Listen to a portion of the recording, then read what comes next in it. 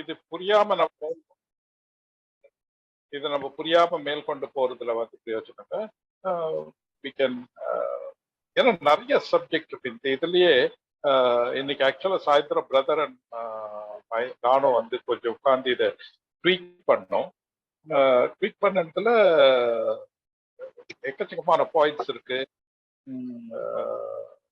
அதனால நம்ம கொஞ்சம் மொல்லமாவே போகலாம். இந்த பாயிண்ட வந்து பண்ணலாம். அதுக்கு முன்னாடி நான் ஒரு சின்ன ரீகேப் கொடுக்கலாம் அப்படின்னு நினைக்கிறேன். அந்த ரீகேப் கொடுத்துட்ட பிற்பாடு ஓரளவுக்கு நமக்கு கான்டெக்ட் புரியும். இந்த எதனால இந்த ஃபெய்த் ஆஃப் கிரைஸ்ட் இந்த இது வந்து இப்ப படிச்சுட்டு இருக்கிறது வந்து Christ and the body of Christ, relationship between the Christ and the body of Christ பத்தி படிச்சுட்டு இருக்கோம். அதுல வந்து மொத்தம் 4 பாயிண்ட் இருக்கு. அதுல 4 பாயிண்ட்டும் நம்ம முடிச்சிட்டோம். என்ன பண்ணோம் அப்படின்னாக்கா, முதல் பாயிண்ட் வந்து கிறிஸ்துவோடு வாழ்வதற்காக கிறிஸ்துவோடு இல்லைங்களா பிரதர்? நீங்க அது பண்றீங்களா? நான் டிஸ்ப்ளே போட்டிருக்கேன் பிரதர். ஓகே.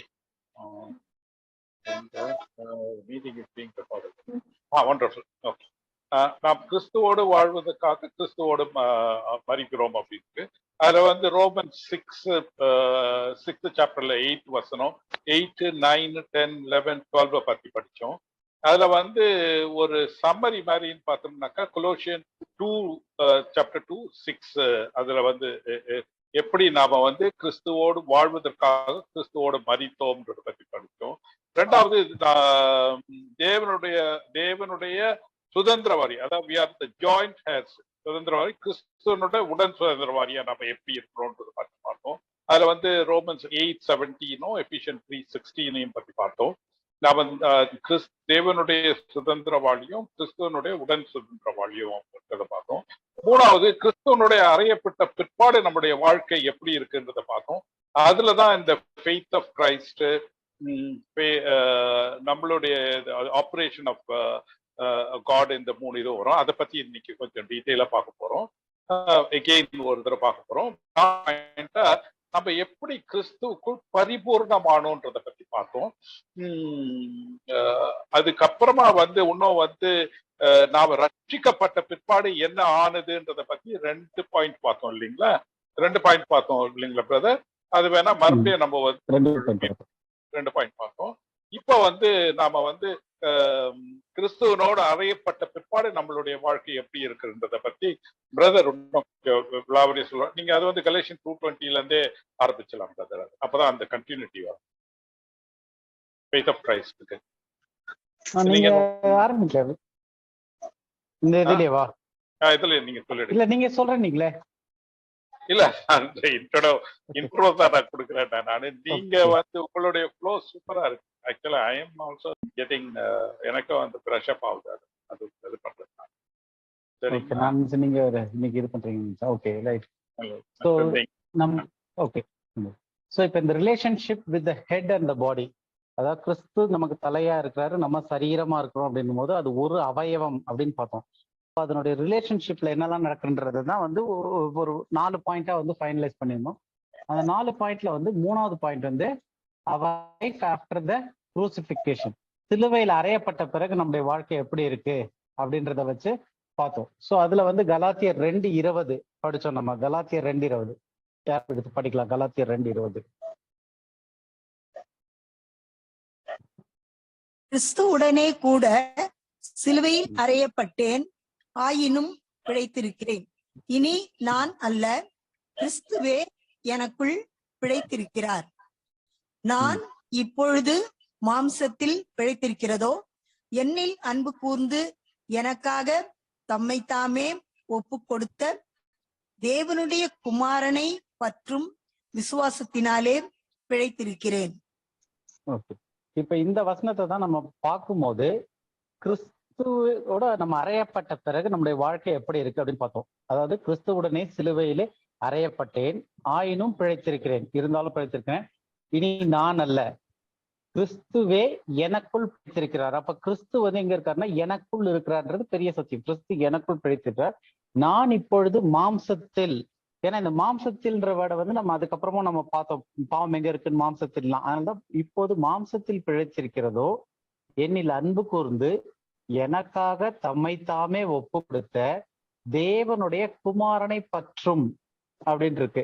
இந்த இடத்துலதான் நம்ம குமாரனை பற்றும் விசுவாசத்தினாலே பிழைத்திருக்கிறோம் போது இந்த குமாரனை பற்றும்னு போட்டிருக்க அந்த தமிழ் மொழிபெயர்ப்பு அது வந்து அவ்வளவு தெளிவா இல்ல. குமாரனை பற்றும்னா அவரை பற்றி கொண்டு இருக்கிறதா அப்படின்னு தான் பொதுவான கருத்து வரும். ஏன்னா நிறைய தமிழ்ல போட்டிருக்குது குமாரனை பற்றும் அப்படின்னு மொழிபெயர்த்துட்டாங்க.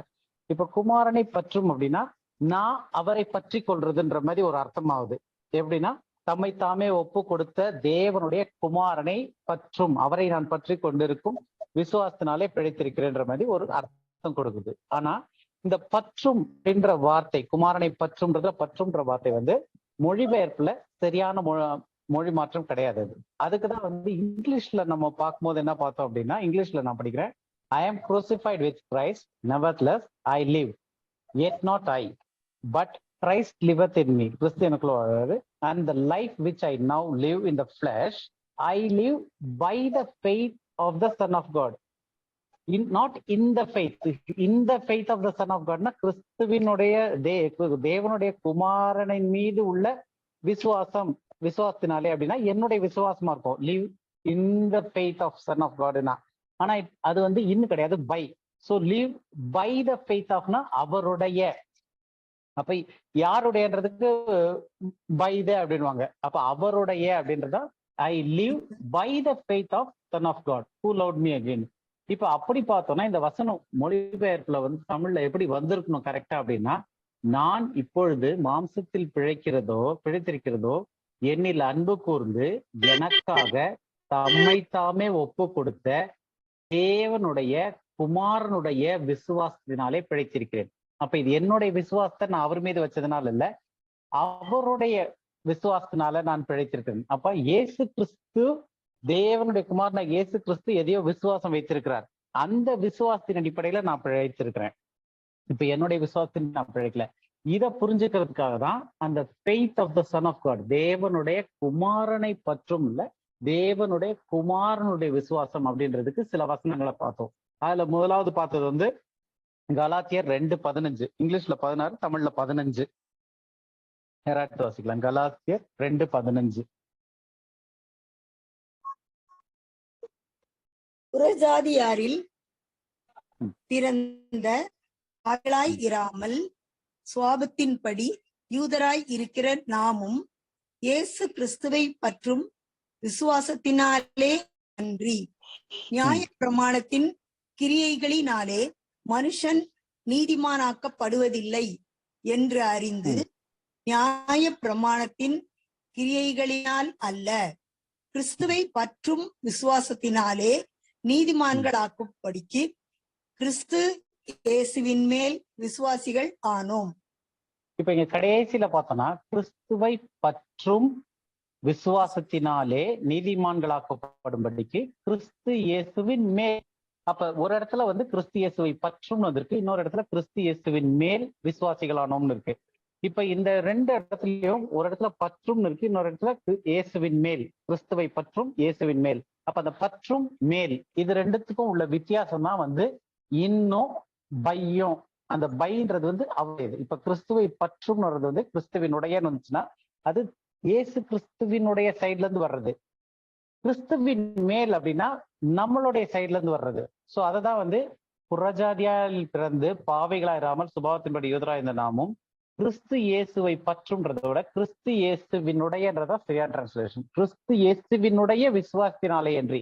அப்ப இயேசு கிறிஸ்து வைத்த விசுவாசத்தினாலே அன்றி நியாயப்பிரமாணத்தின் கிரியைகளாலே மனுஷன் நீதிமானாக்கப்படுவதில்லை என்று அறிந்து, நியாயப்பிரமாணத்தின் கிரியைகளால் அல்ல, கிறிஸ்து இயேசுவை பற்றும் அப்படின்றதோட கிறிஸ்து இயேசுவினுடைய விசுவாசத்தினாலே நீதிமான்களாக்கப்படும்படிக்கு இந்த இதுதான் நம்ம செய்யறது. கிறிஸ்து இயேசுவின் மேல் விசுவாசிகளானோம். அப்ப நம்ம ரட்சிக்கப்படுறது என்ன? யாருடைய விசுவாசத்துல நம்ம ரட்சிக்கப்படுறோம்னா இயேசு கிறிஸ்துவினுடைய விசுவாசம். அததான் பைபிள்ல இயேசு கிறிஸ்துவை பற்றும்னு போட்டுட்டு இருக்கு. அது நமக்கு சரியா புரிய மாட்டேங்குது. இயேசு கிறிஸ்துவினுடைய விசுவாசத்தினால்தான் நம்ம நீதிமான்களாக்கப்படுறோம். அதுக்கு நம்ம என்ன செய்யணும்னா இயேசு கிறிஸ்துவின் மீது விசுவாசம் வைக்கணும். என்னன்னு விசுவாசிக்கணும்? அவரால என்ன நீதிமான் ஆக்க முடியும் அப்படின்றது. அதுக்குதான் ஒரு வசனம் படிச்சோம் இல்லையா, ரோமர்ல 4:5. யாராவது எடுத்து படிக்கலாம், ரோமர் 4:5.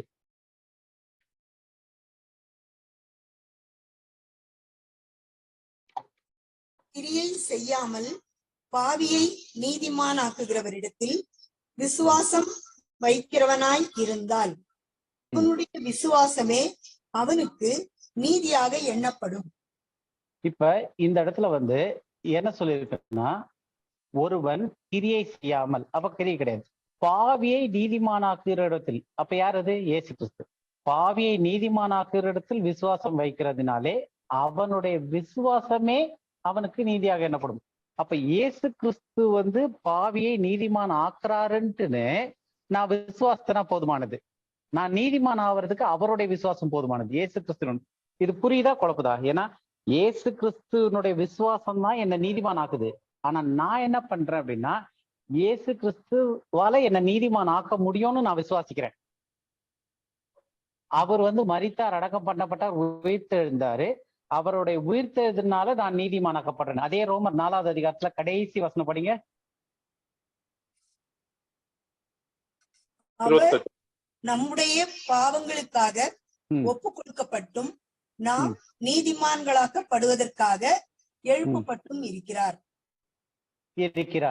அதுக்கு முந்தின வசனம் படிச்சோம்னா என்ன விசுவாசிக்கணும்? அது 24 படிங்க அப்படியே. நம்முடைய கர்த்தராகிய இயேசுவை மரித்தோரில் இருந்து எழுப்பினவரை விசுவாசிக்கிற நமக்கும் அப்படியே எண்ணப்படும். சோ இப்ப நம்ம வந்து இயேசு கிறிஸ்துவை தேவன் மரித்தோரிலிருந்து எழுப்பினார் அப்படின்னு சொல்லிட்டு நம்ம விசுவாசிக்கிறோம். அப்ப அப்படி விசுவாசிக்கும் போது அவருடைய உயிர்த்தெழுதினால நான் நீதிமான் ஆகிறேன். அப்ப நம்ம விசுவாசிக்கும் போது தேவன் இயேசுவை உயிரோடு எழுப்பினார் அப்படின்னு சொல்லிட்டு நான் விசுவாசிக்கிறேன். ஆனா இயேசு கிறிஸ்து மரிக்கும் போது அவருக்கு வந்து இந்த எதுவுமே இல்லை. இயேசு கிறிஸ்து வந்து பாவ மனுஷனாதான் வந்தாரு, மாம்சத்துல பாவத்தை சுமந்தாரு, மரித்தாரு. மரித்த பிறகு அவர் பெயர் முதலாய் மறக்கப்பட்டு ஒண்ணுமே நினைவில்லாம இருந்துச்சு. ஆனா இயேசு கிறிஸ்துவனுடைய விசுவாசம் என்னது? தேவன் என்னை அழிவில விடார், அவர் வந்து 3ஆம் நாள்ல என்னை எழுப்புவார்னு விசுவாசித்தாரு.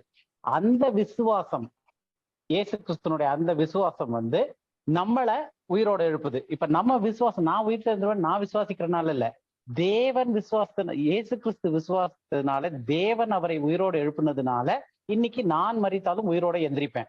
சோ அதுதான் வந்து கிறிஸ்துவினுடைய விசுவாசம். அந்த கிறிஸ்துவினுடைய விசுவாசத்திற்கு நான் வந்து இயேசு கிறிஸ்துவின் மேல விசுவாசிக்கிறேன். ஏன்னா கிறிஸ்துவினுடைய விசுவாசம் என்னை ரட்சிக்கும்னு சொல்லிட்டு. புரியுதா உங்களுக்கு? அப்போ ஆஃப் கிரைஸ்ட் அப்படின்றது வந்து கிறிஸ்துவை பற்றும், அதாவது கிறிஸ்துவினுடைய விசுவாசம். அது வந்து கிறிஸ்து கிட்ட இருந்து வர்றது, நம்ம கிட்ட இருந்து இல்ல, கிறிஸ்துவினுடைய விசுவாசம். அது இன் கிரைஸ்ட்னும் போது கிறிஸ்துவின் மேல் விசுவாசிக்கிறது மனுஷங்க, நம்ம வந்து கிறிஸ்துவின் மேல் விசுவாசிக்கிறோம். உங்களுக்கு புரியுதா இந்த இது? புரியுது. ஓகே பிரதர், நான் ஒரு சின்ன கேள்வி கேட்கிறேன். அப்கோர்ஸ் இந்த கேள்வி உங்களுக்கு இல்ல, எல்லாருக்கும் கேட்கிறேன். நம்மளுடைய விசுவாசம் என்னது, கிறிஸ்துவனுடைய விசுவாசம் என்னதுன்றத வந்து யாராவது ஒரு 2 பேர் சொல்ல முடியுமா? Faith of Christ and our faith, our faith. Faith in Christ நாம ஆண்டவராகிய இயேசு கிறிஸ்து மேல வைக்கிற விசுவாசம். Faith of Christ ஆண்டவராகிய இயேசு கிறிஸ்து அவருடைய விசுவாசம். அவருடைய விசுவாசம் என்னது, என்னன்னு சொல்லி விசுவாசிச்சாரு அவரு? அவர் யார் மேல விசுவாசம் வச்சாரு? தேவன் மேல விசுவாசித்தாரு. என்னன்னு சொல்லி விசுவாசித்தாரு? இந்த மாதிரி மரித்தாலும் 3ஆம் நாள் அவரை உயிர் வைப்பார் அப்படின்னுட்டு. அப்போ அவர் மரண பர்யந்தம் தன்னை ஒப்பு கொடுத்தார் இல்லைங்களா, கீழ்ப்படிஞ்சு ஒப்பு கொடுத்தார். அதுதான் இயேசு கிறிஸ்துவை என்னுடைய விசுவாசம். அதுதான் தமிழ்ல இயேசு கிறிஸ்துவை பற்றும் விசுவாசம் பண்ணியிருக்கு. அந்த இயேசு கிறிஸ்துவனுடைய விசுவாசத்தை நான் விசுவாசிக்கிற மூலமாக தான் நான் நீதிமானாகப்படுகிறேன். சரிங்களா? Okay brother, that is fantastic brother. இப்ப வந்து ஆபரேஷன் ஆஃப் இது. ஓகே, இப்ப அதேதான் வந்து நம்ம கொலோசியர் 2:12 பார்த்தோம். கொலோசியர் 2:12 யாரா படிக்கலாம்? கொலோசியர் 2:12. ஞான ஸ்நானத்தினாலே அவரோட கூட அடக்கம் பண்ணப்பட்டவர்களாகவும் அதிலே அவரை மரித்தோரிலிருந்து எழுதின தேவனுடைய செயலின் மேலுள்ள விசுவாசத்தினாலே அவரோட கூட எழுந்தவர்களாகவும் இருக்கிறீர்கள். இங்கேயும் மறுபடியும் வந்து தமிழ்ல வந்து ஒரு சின்ன பிரச்சனை இருக்கு. என்னன்னா, மேலுள்ள விசுவாசினாலேன்னா இன் ஃபெய்த் இன் காட்ன்ற மாதிரி வருது. Faith in the act of God, அதாவது தேவன் செய்த செயல் மீது நம்ம விசுவாசம் வச்சதுனால அவர் நம்மளை எழுப்பினார்ன்ற மாதிரி அர்த்தம் வருது. ஞானஸ்நானத்தினாலே அவரோட கூட அடக்கம் பண்ணப்பட்டவர்களாகவும் அதில் அவரை மரித்தோரிலிருந்து எழுப்பின தேவன், அவரைன்றது இயேசு கிறிஸ்துவை, இயேசு கிறிஸ்துவை மரித்தோரிலிருந்து எழுப்பின தேவனுடைய செயலின், அப்ப தேவனுடைய செயல் என்னது? இயேசு கிறிஸ்துவை மரித்தோரிலிருந்து எழுப்பினாரு. அந்த செயலின் மேல் விசுவாசத்தினால், மேலுள்ள விசுவாசத்தினால்னா அப்ப இந்த விசுவாசம் யார் பண்றதா தமிழ் பைபிள்ல காட்டுது? நம்ம விசுவாசிக்கிற மாதிரி காட்டுது. தேவனுடைய செயலின் மேல் உள்ள விசுவாசத்தினாலே என்ன ஆயிருக்கும்? அவரோட கூட எழுந்தவர்களாகவும் இருக்கிறீர்கள்ட்டுன்னு. ஆனா இங்கிலீஷ்ல வந்து buried with him in baptism wherein he also risen with him through the faith of the operation of God, not through the faith in the operation of God. தேவனுடைய செயலின் மீது உள்ள விசுவாசத்தினால, தமிழ் பைபிள் இருக்க மாதிரி இதுல என்ன போட்டிருக்குன்னா through the faith of the operation of God. அதாவது எப்படி கரெக்டா சொல்லணும்னா, தேவனுடைய விசுவாசத்தின் செயலினாலே. இப்போ 2 பேர் விசுவாசித்தாங்க. இயேசு கிறிஸ்துவனுடைய மரணம், அவருடைய உயிர்த்தெழுதல்ல 2 பேர் பங்கு கிரியை செய்ய 2 பேருடைய விசுவாசம் இருக்கு. ஒண்ணு வந்து ஃபெய்த் ஆஃப் கிரைஸ்ட், கிறிஸ்துவை பற்றும்னு போட்டிருக்கிறது வந்து கிறிஸ்துவினுடைய விசுவாசம், ஃபெய்த் ஆஃப் கிரைஸ்ட். ஸோ கிறிஸ்துவினுடைய விசுவாசம் என்னது? நான் மரித்தாலும் தேவன் என்னுடைய ஆத்மாவை பாதாளத்தில் விடார், அழிவை காண ஒட்டார், அவர் வந்து மறுபடியும் உயிர்த்தெழ வைப்பார். இது வந்து எப்ப அவர் விசுவாசித்தார்னா, அவர் வந்து மரிக்கிறதுக்கு முன்னாடியே இதை விசுவாசித்தார். விசுவாசம் அந்த மரணத்திற்குள்ளே அவர் போறாரு. தேவன் என்ன விசுவாசித்தார்னா, நான் வந்து இயேசுவை உயிரோட எழுப்புவேன், 3ஆம் நாள்ல உயிரோட எழுப்பி. ஏன்னா உலகத்திலேயே மிகப்பெரிய விஷயம் அப்படின்னா என்னன்னு கேட்டோம்னா, நிறைய பேர் பரலோகம் நரகம்னு சொல்லலாம். ஆனா அந்த பரலோகம் நரகத்தை பத்தியே நிறைய கான்செப்ட் இருக்கு. நரகம் லிட்டரலா இருக்கா, என்ன ஏது, அதுக்கு ஏன்னு, அது 2வது. ஆனா பைபிள் படி இருக்கிறதுலே கான்ட்ராஸ்ட் என்ன காட்டணும் அப்படின்னா, ஜீவன் மரணம், அதுதான். ஏன்னா ஆதாம் அந்த கனியை புசிக்கும் நாளிலே நீ நரகத்திற்கு போவாய்ன்னு சொல்லல. என்ன சொன்னாரு? நீ சாகவே சாவாய். பாவத்தின் சம்பளம் நரகம் இல்ல, பாவத்தின் சம்பளம் என்னது? மரணம். அப்போ இயேசு கிறிஸ்து வந்து நமக்கு வந்து என்ன தராரு? நித்திய ஜீவன், அதாவது இயானியன் லைஃப்ன்றாங்க, எட்டர்னல் லைஃப்னு சொல்றாங்க பைபிள்ல. சோ அவர் வந்து ஜீவனை கொடுக்குறாரு. அப்போ கான்செப்டே இங்க எதுக்கு இருக்கு அப்படின்னா, மரணத்துக்கும் ஜீவனுக்கும் நடுவுல உள்ளதுதான் வந்து இந்த கிறிஸ்தவ வாழ்க்கை. இது வந்து நல்லதுக்கும் கெட்டதுக்கும் அப்படின்றது வந்து அடுத்தது. அதாவது அது வந்து இந்த வாழ்க்கை முறை, நல்லது கெட்டதுன்றதுலாம் வாழ்க்கை முறை. அடிப்படையில அந்த டெஸ்டினி எங்க போய் முடியுதுன்னா, அவன் ஆதாம் கனியை தின்னனால அவனுக்குள்ள மரணம் வந்துச்சு. அந்த மரணம்ன்றது வந்து மார்டாலிட்டி, அழியும் தன்மை வந்துச்சு. அதனால அன்னில இருந்து அவன் அழிய ஆரம்பிச்சான் மனுஷன். கடைசியா அதனுடைய முடிவு மண்ணுக்கே திரும்பி செத்துட்டான். இதுதான் மரணம்ன்றதுல இருந்து அவன் மீண்டே வர முடியாது. 6000 வருஷம் ஆனாலும் இன்னும் ஆதாம் வந்து மீண்டு வரல, வெளியே எழுந்து வரல. அப்ப ஆதாமுக்குள்ள இருந்து எல்லாரும் மரிக்கிறாங்க. ஏன் அப்படின்னா, பாவம் செய்கிறவன் சாகவே சாகும், பாவம் செய்கிற ஆத்மா சாகவே சாகும். எல்லாரும் பாவிகளானோம் ஆதாமுக்குள்ள. அப்ப எல்லாருக்கும் நியமிக்கப்பட்டது என்னது? மரணம். அந்த மரணத்துல இருந்து விடுவிக்கிறதுக்கு ஒருவரும் கிடையாது. ஏன்னா அது வந்து தண்டனைன்றதை விட அது வந்து கான்சிக்வன்சஸ் தமிழ்ல என்ன சொல்லுவாங்க? அதனுடைய அவங்க சாப்பிட்டதனுடைய விளைவு. கனியை வந்து நீ சாப்பிட்டீங்கன்னா நான் உன்னை நரகத்தில் தள்ளி இல்ல, நான் உன்னை சாவடிச்சிருவேன்னு ஆண்டவர் சொல்ல. அது தண்டனை, சாவடிக்கிறதுன்றது. இது வந்து கான்சிக்வன்சஸ். இப்ப சிகரெட் பிடிச்சா நுரையீரல் கேன்சர் வருது அப்படின்றது வந்து கான்சிக்வன்ஸ்.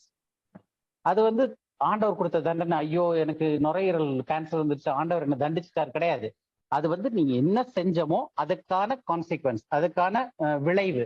அப்போ இந்த கனியை சாப்பிடும் நாள்ல நீ அழியும் தன்மை கொண்டவனா மாற்றல் ஆயிடுவ.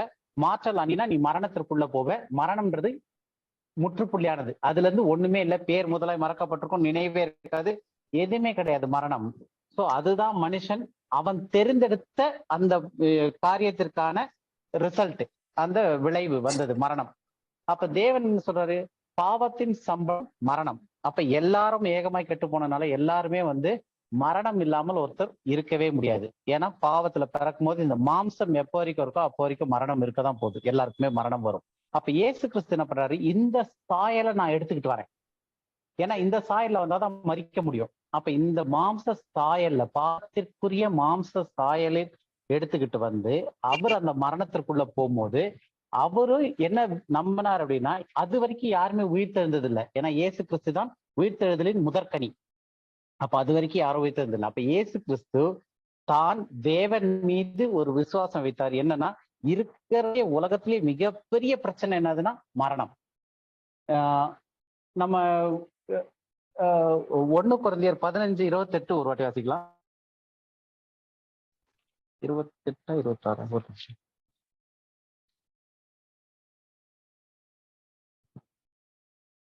26 மறிக்கவில்லை என்றால் அது 1 கொரிந்தியர் 15:26 லாஸ்ட் எனிமி.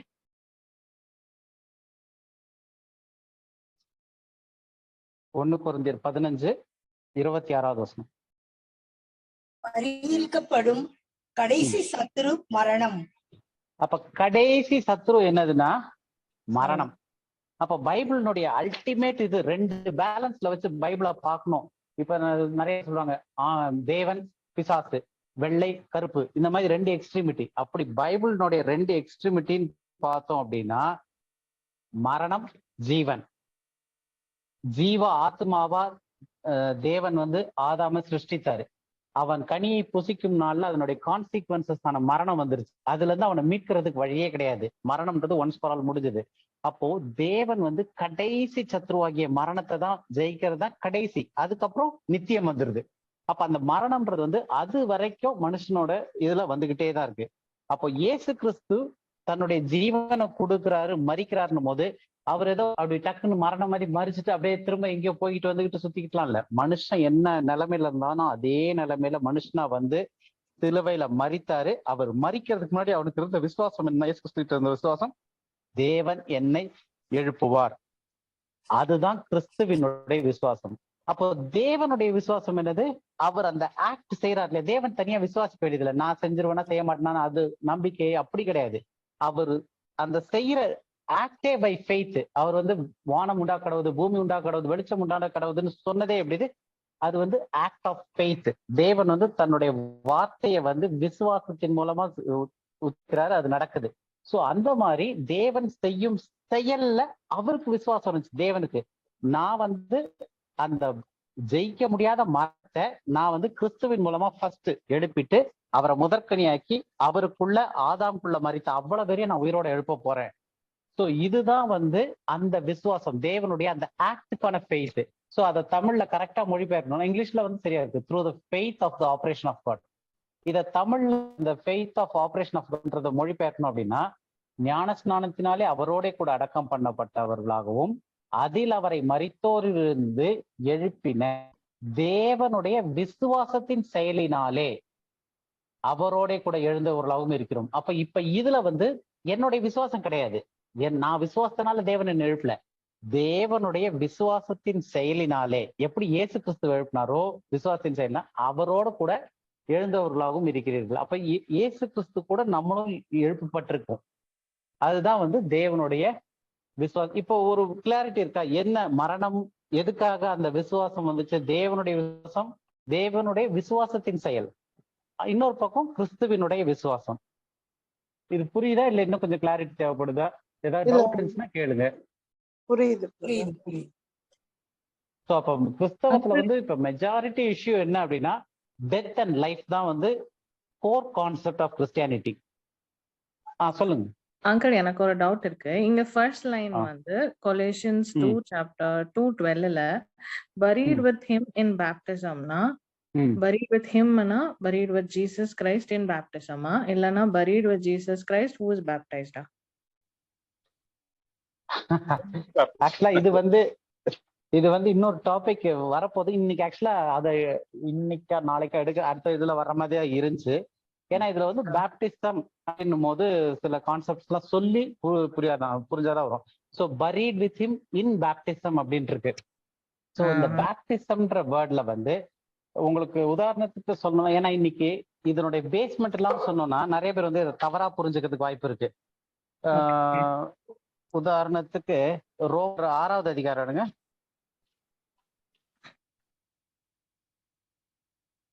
ஸோ பேப்டிஸ்ட் அப்படின்ற வார்த்தைக்கு அர்த்தம் என்னன்னு தெரியுமா இருக்காது? வாஷ், கழுவுறது. இல்ல, பேப்டிசம்னு வாஷ் கிடையாது. வேற யாராவது? தண்ணிக்குள்ளையா? முக்கி எடுக்கிறது. ஓகே. பேப்டிசம் அப்படின்னா பேப்டிஸ்மா, அந்த பேப்டைஸ், அந்த இது பேப்டிசம்க்கு என்ன வார்த்தைன்னா உள்ள அமுக்குறதுன்றது மட்டும் தான் அர்த்தம். Okay. It is immersed, immersing. அங்க நமக்கு இன்னைக்கு எல்லாத்துக்குமே வந்து வாட்டர்ன்ற ஒரு கான்செப்ட் நமக்கு கொடுத்துட்டனால, ஏன்னா இது ஆக்சுவலா பேப்டிசம் நம்ம தனியாவே ஒரு சப்ஜெக்ட் எடுப்போம். ஏன்னா there are different baptisms, நிறைய பேப்டிசம் பைபிள்ல இருக்கு. ஸோ ஒவ்வொரு காலத்திலயும் ஒவ்வொரு விதமான பேப்டிசம் இருந்திருக்கு. இன்னைக்கு என்ன பேப்டிசம்ன்றது இருக்கு. ஸோ பேப்டிசம் அப்படின்னா இம்மர்ஸ், அதுல முங்க வைக்கிறது, மூழ்கடிக்கிறது, அதுதான் வந்து baptism. So buried with him in baptism. So அவரோடு அடக்கத்துல அவரோடு கூட முங்க வச்சிருக்கிறாரு. அண்ட் ஆல்சோ ரிசன், முங்க வச்சதை எழுப்பவும் செஞ்சிருக்காரு, ரிசன் வித் ஹிம். ஸோ இந்த ஆக்ட் இருக்கு இல்லையா, இதுக்கு உதாரணத்துக்கு சும்மா ஒரே ஒரு வசனம் மட்டும் படிச்சிடலாம். டீட்டெயிலா படிக்கிறது நம்ம பேப்டிசத்தை பத்தி திரும்ப தனியா இந்த வசனத்தை வச்சே கூட படிப்போம். ரோமர் 6வது அதிகாரம் 3வது வசனம் 4வது வசனம். கிறிஸ்து இயேசுவுக்குள்ளாக ஞானஸ்தானம் பெற்ற நாம் அனைவரும் அவருடைய மரணத்துக்குள்ளாக ஞானஸ்தானம் பெற்றதை அறியாமல் இருக்கிறீர்களா? மேலும் போதும். சோ என்ன போட்டிருக்கு? know ye not that so many of us were baptized into Jesus Christ. இப்போ பொதுவா ஞான ஸ்நானம்னா எதுல கொடுப்பாங்கன்னு இருக்கு? தண்ணியில. ஏன்னா நமக்காக ஒரு இல்யூஷன் கொடுத்தாச்சு. இப்ப இந்த வசனத்துல தண்ணி எங்கேயாவது இருக்கா? இல்ல. அப்ப எதுக்குள்ள இப்ப ஞானஸ்நானம் கொடுத்திருக்காங்க இந்த வசனத்துல? baptized in Jesus Christ. அப்ப ஜீசஸ் கிரைஸ்ட் அவருடைய மரணத்துக்குள்ளாக ஞானஸ்நானம் இல்ல, அதுக்கு முன்னாடி இல்ல, baptized into Jesus Christ தானே. இயேசு கிறிஸ்துவுக்குள்ளான ஞானஸ்நானம். இயேசு கிறிஸ்துவுக்குள்ளான ஞானஸ்நானம். know ye not that so many of us were baptized into Jesus Christ. இன்டுன்றது என்னது? மீடியம். மீடியம்னா எதுக்குள்ள நம்ம முக்கப்படுறோமோ அதை தான் இன்டுன்னு சொல்லுவாங்க. பழைய ஏற்பாட்டுல வந்து, பழைய ஏற்பாடுன்னா போன வாரம் அவங்க டவுட் கேட்டப்ப சொன்னோம் இல்லையா, மத்தேயு, மார்க், லூக்கா, யோவான் எல்லாமே பழைய ஏற்பாட்டோட சம்பந்தப்பட்டது. ஏன்னா இயேசு கிறிஸ்துடைய மரணத்திற்கு முன்னாடி நடக்கிற விஷயங்கள். அப்ப இயேசு கிறிஸ்துக்கு மரணத்துக்கு முன்னாடி நடக்கிற விஷயத்துல யோவான் ஸ்நானகன் வந்து ஞான ஸ்நானம் கொடுக்கும் போது அவங்க வந்து இயேசு கிறிஸ்துவோடு கூட மரிக்கிறோம், அவரோட கூட உயிர்த்தரோம்னு நினைச்சா ஞானஸ்நானம் எடுத்தாங்க. ஏன்னா அதுக்கு அப்புறம் சீஷர்களுக்குள்ளே பேதுரு 16வது அதிகாரத்துல, மத்தேயு 16வது அதிகாரத்துல இயேசு கிறிஸ்து சொல்றாரு, நான் மரிக்கணும், இந்த மாதிரி பாடுபட வேண்டியிருக்கு, மரிக்கணும், உயிர் தரணும்னு சொன்னோடனே அப்படியெல்லாம் ஆகக்கூடாது, நீங்க பத்திரமா இருக்கணும்னே அப்பாலே போ சாத்தான் என்றார் பேதுருக்கு. ஏன்னா 16வது அதிகாரம் வரும்போது கூட அவங்களுக்கு என்ன புரியல? கிறிஸ்துவினுடைய மரணம், அடக்கம், உயிர்த்தெழுதல் புரியல. ஏன்னா அவர் மரித்தார்னா அதுக்கப்புறம் அவ்வளவுதானே அப்படின்னு சொல்லிட்டு அவங்க சொல்றாங்க. பேதுரு தான் வந்து லீடர் ஆஃப் த டிசைபிள்ஸ், அவரே அந்த கண்ணோட்டத்துல இருந்தாரு. அப்ப ஆனா அதுக்கு ரொம்ப முன்னாடியே வந்து 3வது அதிகாரம் 4வது அதிகாரத்திலே ஞானஸ்நானம் ஆரம்பிச்சாச்சு. வரும் கோபத்துக்கு தப்பித்துக்கொள்ள உங்களுக்கு வழி செய்தது யாரு? மனம் திரும்புங்கள், ஞானஸ்நானம் விடுங்கள்னு.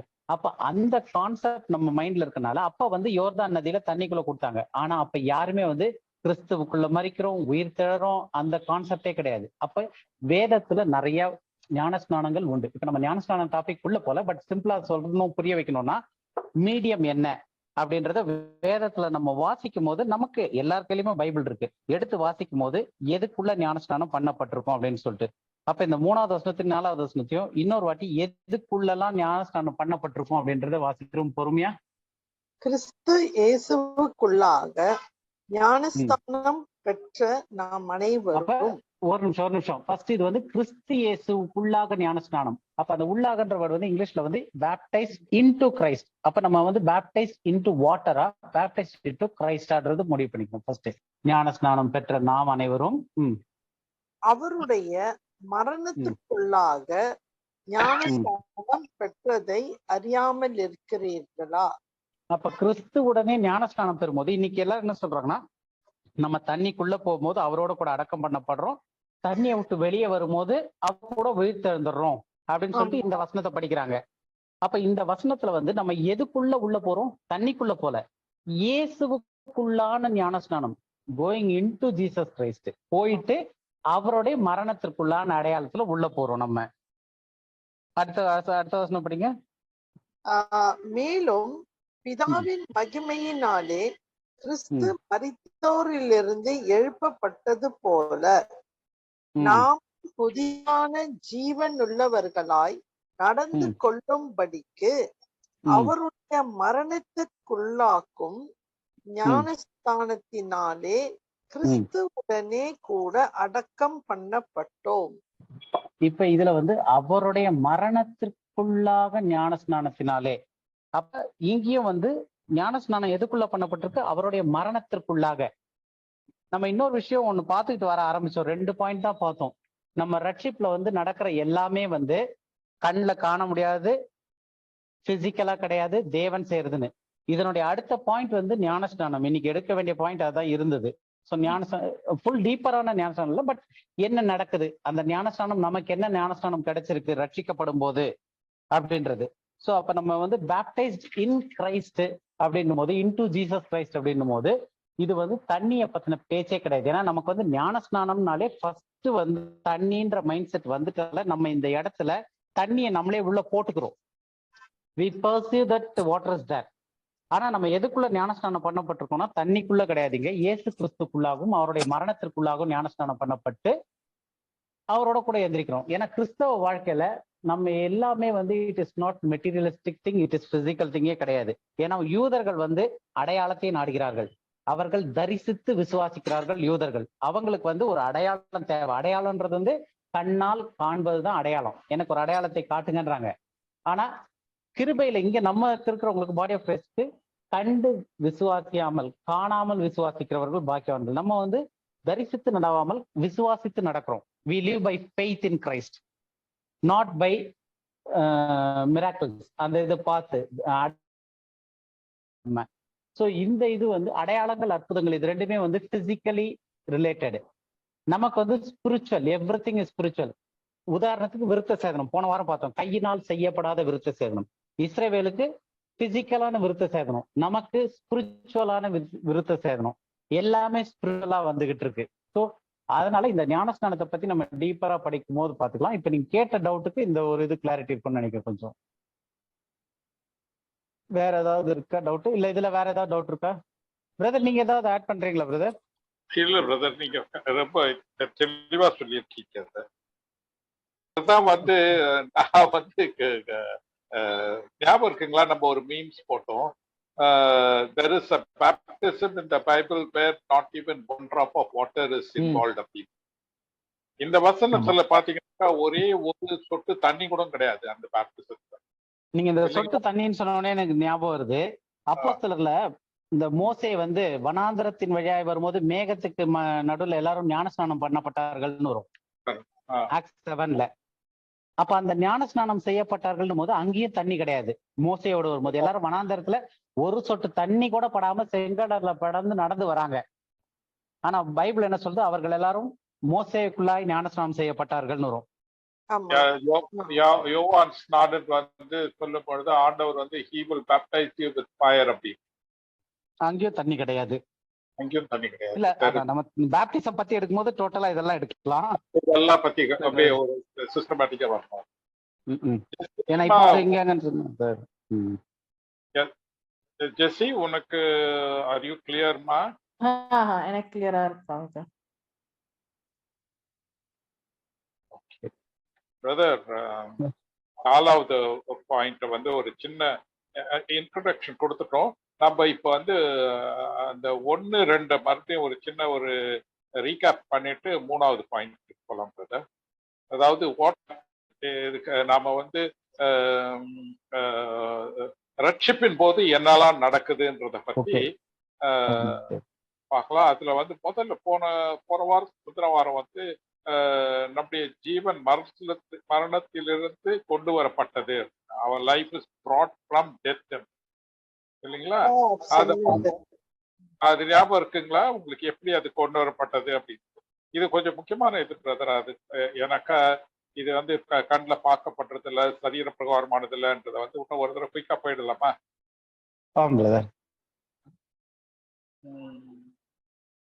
நீங்க சொல்றீங்களா? எனக்கு ஆக்சுவலா அந்த ஸ்லைடு வந்து கட் ஆகிட்டு இருக்கு. ஓகே, நான் சொல்றேன். நான் எபேசியர் 2:1 நம்ம வாசிக்கிறோம், அக்கிரமங்களிலும் பாவங்களிலும் மரித்தவர்களிலிருந்து உங்களை உயிர்ப்பித்தார் அப்படின்னாரு. எப்ப இது உயிர்ப்பித்தது இது நடக்குது? நம்ம ரட்சிக்கப்படும் பொழுது.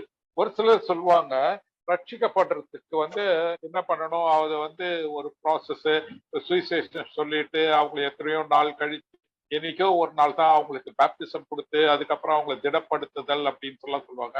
நீங்க எப்போ அவங்க ஆக்சுவலா ரட்சிக்கப்படுறாங்களாக அவங்களை அபிஷேகம் பெறும்போது தான் அவங்க ரட்சிக்கப்படுறாங்கன்னு சொல்லிட்டு ஒரு சில சபைகள் டீச் பண்ணுது. ஆனா வசனம் என்ன சொல்லுது? எப்ப நம்ம ரட்சிக்கப்படுறோம்?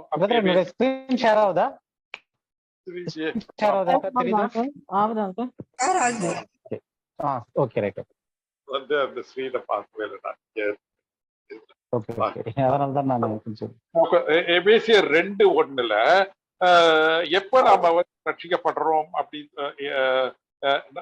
2:1 நடக்கிற காரியம் நடக்குதுன்னு நீங்க நினைக்கிறீங்க? எபேசியர் 2:1 வாசிங்க. இங்கே இருக்கு, இல்லாட்டி நீங்க தனியா பைப்ல வாசிக்கலாம்.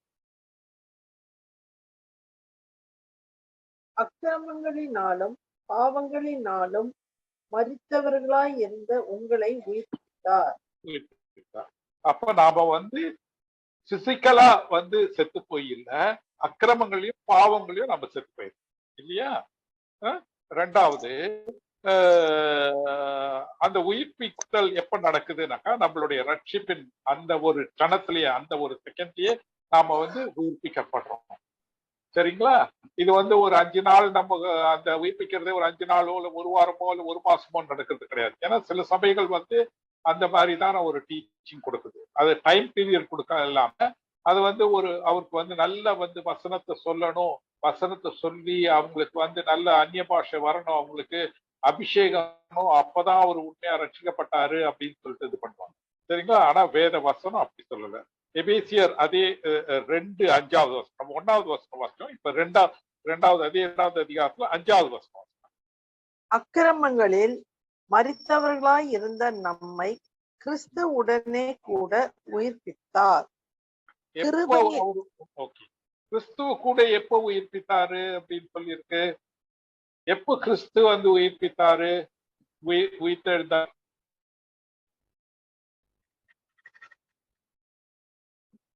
கிறிஸ்து வந்து எப்போ உயிர்த்தாருமா?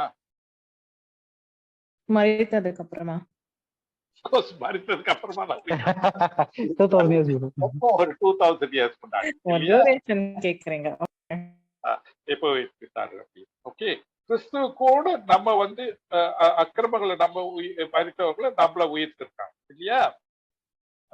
அப்போ நான் வந்து 1993வது வருஷம் தான் ரட்சிக்கப்பட்டேன். சரிங்களா? ஆனா கர்த்தர் என்னை எப்போ உயிர்ப்பித்துட்டாரு? 2000 வருஷம் முன்னாடி. எதனால உயிர்ப்பித்தாரு? அவர் சிலுவை மூலமாக, பை த கிராஸ். அவர் அந்த சிலுவையில மரித்ததன் மூலமாக என்னை வந்து உயிர்ப்பித்திருக்காங்க. அது வந்து கிருபையினாலேயே ரட்சிக்கப்பட்டிருக்கிறீர்கள் அப்படின்னு இல்லைங்களா? சோ இந்த உயிர்ப்பிக்கப்படுவது நாம எப்போ இயேசு கிறிஸ்துவ விசுவாசிக்கிறோமோ அப்பவே இந்த உயிர்ப்பித்தல் நடக்கப்படுது. சரிங்களா? ரெண்டாவது ரோமர் 8:2 வாசி.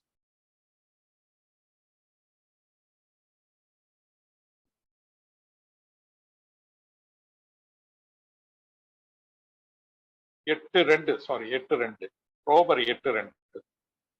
கிறிஸ்து இயேசுவினாலே ஜீவனுடைய ஆவியின் பிரமாணம் என்னை பாவம் மரணம் என்பவைகளின் பிரமாணத்தினின்று விடுதலையாக்கிற்றே.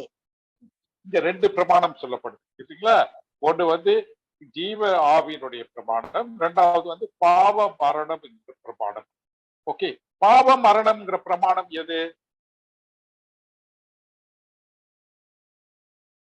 நம்ம ரட்சிக்கப்படுறதுக்கு முன்னாடி இருக்கிறது இல்லையா? பாவ மரணம்ங்கிற பிரமாணம் வந்து வேற யாராவது சொல்ல முடியுமா எது அப்படின்னுட்டு? ஆதாம்னால உண்டானது. Okay, very good. வேற? நியாய பிரமாணம் சரிங்களா. நியாய பிரமாணத்துல வந்து 613 கட்டளைகள் இருக்கு. அதுல ஒரே ஒரு கட்டளை மீறினாலும் எல்லா கட்டளையும் மீறதுக்கு சமமாயிடும். அந்த பிரமாணம் வந்து யூதர்களுக்கு இருந்தது. மற்ற புறஜாதிகளுக்கு அந்த பிரமாணம் இருந்ததா? இருந்தது. ஏன்னா அவங்களுக்கு வந்து அந்த கான்சியஸ் படி ஒரு பிரமாணம் இருந்தது. ஆனா இயேசு கிறிஸ்து என்ன பண்றாரு, அந்த பிரமாணம் வந்து பாவம் மரணம் அப்படின்னு இல்லைங்களா. அந்த பிரமாணம் இப்ப நியாய பிரமாணம் யாருக்காக கொடுக்கப்பட்டது? யூதர்கள். யூதர்கள் கொடு. பிரதர், அந்த வசனம் எடுக்க முடியுங்களா? அந்த the law is for given for the lawless அப்படின்னு சொல்லிட்டு அந்த இது வருமே ஒரு லிஸ்ட். 1 தீமோத்தேயு முதல் அதிகாரத்துல 1 தீமோத்தேயு முதலாவது அதிகாரம் 8வது 7ல இருந்து படிக்கலாம்னு நினைக்கிறேன்.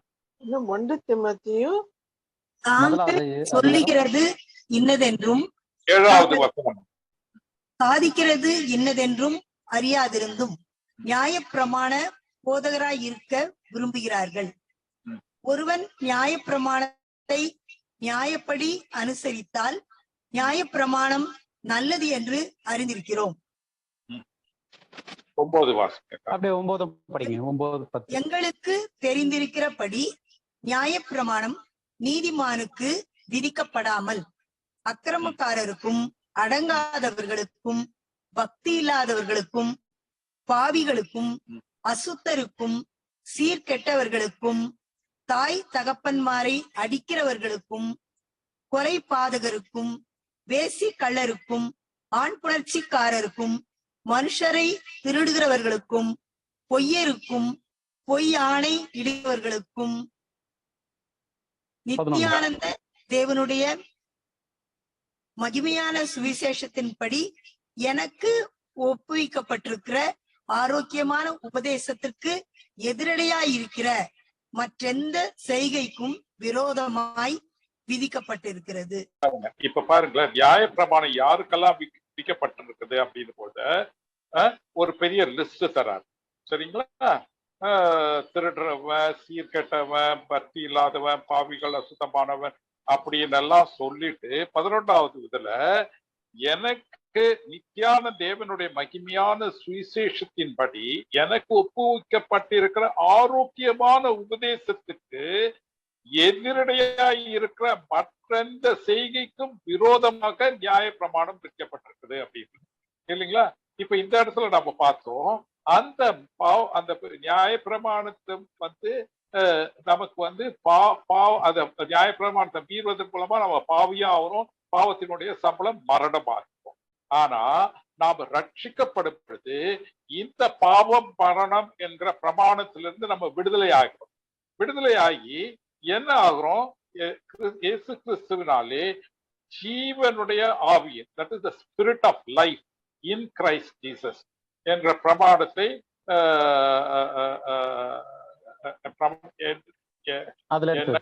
அந்த பிரமாணம் வந்து என்ன வந்து இந்த பிரமாணத்துல இருந்து விடுதலை ஆக்குது இல்லைங்களா. இந்த பிரமாணத்துல இருந்து, அதாவது இந்த நியாய பிரமாணம்னால இவ்வளவு பாவங்கள்லாம் இருக்கு இல்லைங்களா. இப்பேற்பட்ட பாவத்துல இருந்து ஜீவ ஸ்பிரிட் ஆஃப் லைஃப் வந்து கிரைஸ்ட் ஜீவ ஆவியின் பிரமாணம் என்ன விடுதலை ஆக்குது அப்படின்னு. இந்த விடுதலை ஆக்குற காரியம் வந்து எப்ப நடக்குது? நாம ரட்சிக்கப்படும் பொழுது. அப்போ இந்த பாவ பிரமாணத்துல இருந்து நான் விடுதலை ஆனதுனால அந்த பாவத்தினுடைய ஸ்டிங் இருக்கு இல்லைங்களா, அதனுடைய எஃபெக்ட் எனக்கு இருக்குமா? இருக்காது. வெரி குட், வெரி குட், இல்லைங்களா? ஓகே, இப்போ இந்த காரியம் வந்து இதனுடைய இதெல்லாம் வந்து சொல்லியிருக்கீங்கன்னா, இதை வந்து ஒரு சம்மரி நம்ம பார்க்கிறோம். இது வந்து நீங்கள் உயிர்ப்பிக்கப்பட்டீர்கள் இல்லையா, இது வந்து சரீரபூர்வமாக நம்ம உயிர்ப்பிக்கப்படலை. ஏன்னா நம்ம சரீரபூர்வமாக ரட்சிப்பதற்கு முன்னாடி செத்து போயிருந்தோமா? இல்ல, பாவத்துல நம்ம செத்து போயிருந்தோம், அக்கிரமத்துல நம்ம செத்து போயிருந்தோம். அதனால இது சரீரபூர்வமானதுல நம்ம உயிர்ப்பிக்கப்பட்டது ஆவிக்குரியது இல்லையா? நாம வந்து நம்ம ரட்சிக்கப்பட்டது அதை நம்மளால் கண்ணால பார்க்க முடியுதா?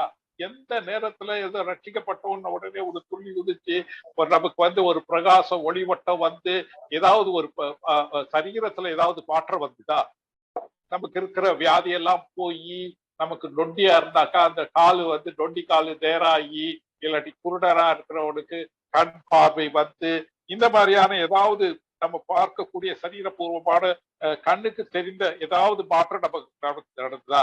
இல்ல, நடக்கல. இது ஆவிக்குரியது, எல்லாமே ஆவிக்குரிய.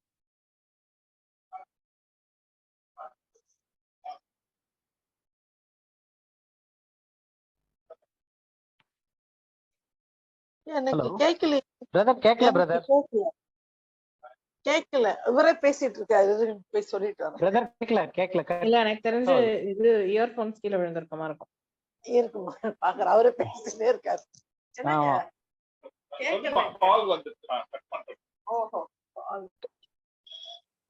ஹலோ, இப்ப கேக்குதுங்களா பிரதர்? கேக்குது. ஒரு கால் வந்துட்டு அதுக்கு பண்றதுக்கு ஓகேங்களா? இந்த ரட்சிப்பு வந்து மனுஷனால நடக்கப்பட்டதில்லை.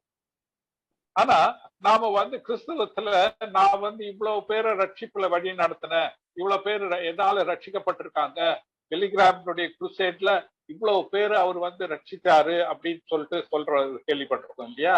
ஆனா இது வந்து மனுஷனால நடக்கப்படுறது இல்லை, மனுஷனுடைய காரியம் இல்லை, இது தேவனுடைய காரியம். சரிங்களா? இது ரட்சிக்கப்படும் போதே நடக்குது. இது ரட்சிக்கப்பட்டு சில நாட்களுக்கு பிற்பாடு நடக்கிறது இல்ல. எந்த நேரத்துல நம்ம ரட்சிக்கப்பட்டப்போ அந்த நேரத்திலேயே இந்த காரியங்கள்லாம் நடக்கும் இல்லைங்களா? இது வந்து நம்ம வந்து இந்த காரியம் வந்து நம்ம மரணத்துல இருந்து ஜீவனை அடைகிறோம். சரிங்களா?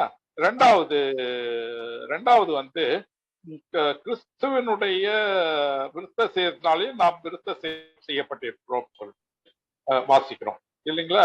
அது வந்து கொலோசியர் 2:11 வாசிக்கிறீங்களா யாராவது? நான் பேசுறது தெளிவா கேக்குதுங்களா பிரதர்? ஏன்னா அல்லாமலும் நீங்கள் கிறிஸ்துவை பற்றும் விருத்த சேதத்தினாலே மாம்சத்துக்கு உரிய பாவ சரீரத்தை களைந்து விட்டதினால் கையால் செய்யப்படாத விருத்த சேதனத்தை அவருக்குள் பெற்றீர்கள். ஓகே, இதுல வந்து இது புரிஞ்சது இல்லைங்களா உங்களுக்கு? இதுல ஏதாவது சந்தேகம் இருந்ததுன்னா சொல்லுங்க, இல்லைனாக்கா அதனுடைய சம்மரிக்கு போலாம். நம்ம வந்து விருத்த சேதனம் செய்யப்பட்டிருக்கிறோம். இது வந்து சரீரபூர்வமான விருத்த சேதனம் இல்லை, இது ஆவிக்குரிய விருத்த சேதனம். கண்ணால் காணக்கூடாதது இல்லை, இது கண்ணுக்கு தெரியாத விருத்த சேதனம். எகெயின் மனிதனால் கொடுக்கப்பட்டதில்லை, இது தேவனுடைய செயல். வந்து இது ரட்சிப்பு சில காலங்களுக்கு பிற்பாடு நடக்கல. எந்த சனத்துல நம்ம ரட்சிக்கப்பட்டோமோ அந்த ஸ்தலத்திலேயே நம்ம இந்த விருத்த பண்ணப்பட்டிருக்கிறது. மூணாவது விஷயம் ஞானஸ்தானத்தில் பிரதர், இது மூணாவது விஷயம். இதுலயே வந்து அந்த பாவம் மாம்சத்துல இருக்குது, அது கிளியர் ஆயிடுச்சா எல்லாருக்குமே? இல்ல அதுல ஏதாவது சந்தேகம் எல்லாம் கிளியரா இருக்கு? ஓகே, ஏன்னா அந்த முக்கியமானது அதுதான். பாவத்துல ஏசு மாம்ச சாயல் எதுக்கு வந்தாரு, பாவம் எங்க இருக்கு, எதுக்காக அந்த விருத்த சேதனம் செய்யுது, இது புரிஞ்சிருச்சு இல்லையா? மாம்சத்துடைய பாவத்தை கலைந்து. அப்போ அதுல ஒரே ஒரு பாயிண்ட் சொல்லிருக்கேன். அப்ப நாம வந்து அந்த மாம்சத்துக்குரிய பாவ சரீரத்தை விருத்த சேதனம் மூலமாக நம்ம எடுத்து போட்டதுனால பாவத்தினுடைய எஃபெக்ட் நமக்கு இருக்குமா? இருக்காது. உள்ளான மனுஷனை அஃபெக்ட் பண்ணாது. உள்ளான மனுஷன் அதாவது உள்ளான மனுஷனுடைய வாழ்க்கையை அதை அஃபெக்ட் பண்ணும், டெஃபினட்டா அஃபெக்ட் பண்ணும். சரிங்களா? அதுக்கு வந்து ஒரு எக்ஸாம்பிள் என்னன்னாக்கா, இப்ப நான் எங்க 2 பேருக்குள்ளேயே நான் சொல்றேன், ஒரு சில காரியங்களுக்காக வேண்டி நானும் பிரதரும் டெய்லி வந்து பைபிள் ஸ்டடியோ இல்லாட்டி ஏதோ ஒரு டிஸ்கஸ் பண்ணுவோம். ஆனா ஒரு சில காரணங்களுக்காக வேண்டி அந்த அந்த இது தடைப்பட்டு போயிடும். ஒரு கிட்டத்தட்ட ஒரு 1 வீக்கோ இல்லாட்டி ஏதோ ஒரு 2 பேருக்கோ ஒரு பலவிதமான காரியம் இது வந்துட்ட பிற்பாடு நானும் அந்த மாதிரி அவரோட பேசாம இருப்பேன். பேசாம இருப்பேன்னாக்கா இந்த விஷயங்களை டீட்டெயிலா டிஸ்கஸ் பண்ணாத இருக்கும் போது 2 பேருமே ஃபீல் பண்ணிருப்போம். அவர் எங்களுடைய ஸ்பிரிச்சுவல் லைஃப் ஒரு மாதிரி ட்ரை ஆகும். நீங்களும் அதை வந்து அனுபவிச்சிருப்பீங்க. அந்த வேத வசனத்தை வாசிச்சு அதை வந்து தியானிச்சு அந்த அந்த இதுல இருக்கிற அந்த காரியம் வந்து ஒரு மாதிரி அந்த ட்ரை ஸ்பிரிச்சுவல் லைஃப் ட்ரை ஆகுறது. இந்த காரியங்கள் வந்து ஆவிக்குரிய விஷயத்துல நடக்குதே ஒழிய மாம்சத்துல நடக்கல. சரிங்களா? பிரதர், நீங்க வந்து அந்த 3வது பாயிண்ட் ஞானஸ்தானத்துல அடக்கப்பட்டு மருத்துவர்கள். ஓகே, முதல் பாயிண்ட் நம்ம பார்த்தது வந்து இது ஆக்சுவலா 2வது பாயிண்டா கூட வச்சிருந்துருக்கலாம். அன்னைக்கு நம்ம சர்க்கம்சிஷனை 2வது வச்சிட்டோம். இது ஃபர்ஸ்ட் பாயிண்ட்க்கு அடுத்ததே வந்தா கூட கரெக்டா இருக்கும். முதல் பாயிண்ட் என்ன பார்த்தோம்னா, நம்முடைய ஜீவனை அவர் மரணத்திலிருந்து வரப்பட்டது, மரணத்திலிருந்து கொண்டு வந்தார், மரித்திருந்த நம்மள உயிர்ப்பித்தார்னு இருக்கு. ஸோ அந்த ப்ராசஸ் நடக்கும்போது எப்படி நடந்துச்சு அப்படின்னா, buried and raised from the dead in baptism. So இது வந்து ஞானஸ்நானத்துல அடக்கம் பண்ணப்பட்டு மரித்தோரிலிருந்து எழுப்பப்பட்டிருக்கோம். ஸோ 2மே நடந்திருக்கு. அப்ப நம்ம மரித்திருக்கும் போது நம்மள ஞானஸ்நானத்துல அடக்கம் பண்ணப்பட்டு மரித்தோர்ல எழுப்பப்பட்டும் இருக்கிறோம். இப்ப இந்த இது எடுத்து பார்த்தோம் அப்படின்னா, நம்ம ஏறக்குறைய எல்லாமே இந்த கொலோசியர் 2வது அதிகாரத்துல இருந்து தான் எடுத்துக்கிட்டு வரும். இதுக்கு முந்தின பாயிண்ட்டும் வந்து கொலோசியர் 2:11 பார்த்தோம். அந்த கையில் செய்யப்படாத விருத்த சேதனத்தினாலே பாவத்திற்குரிய பாவ சரீரத்தை களைந்து விட்டதுன்னு சொல்லிட்டு அந்த சர்க்கம்சிஷனை பத்தி. அடுத்தது என்ன நடக்குது? இது 2:12. ஸோ 2:12 என்ன நடக்குது படிங்க. கொலோசியர் 2:12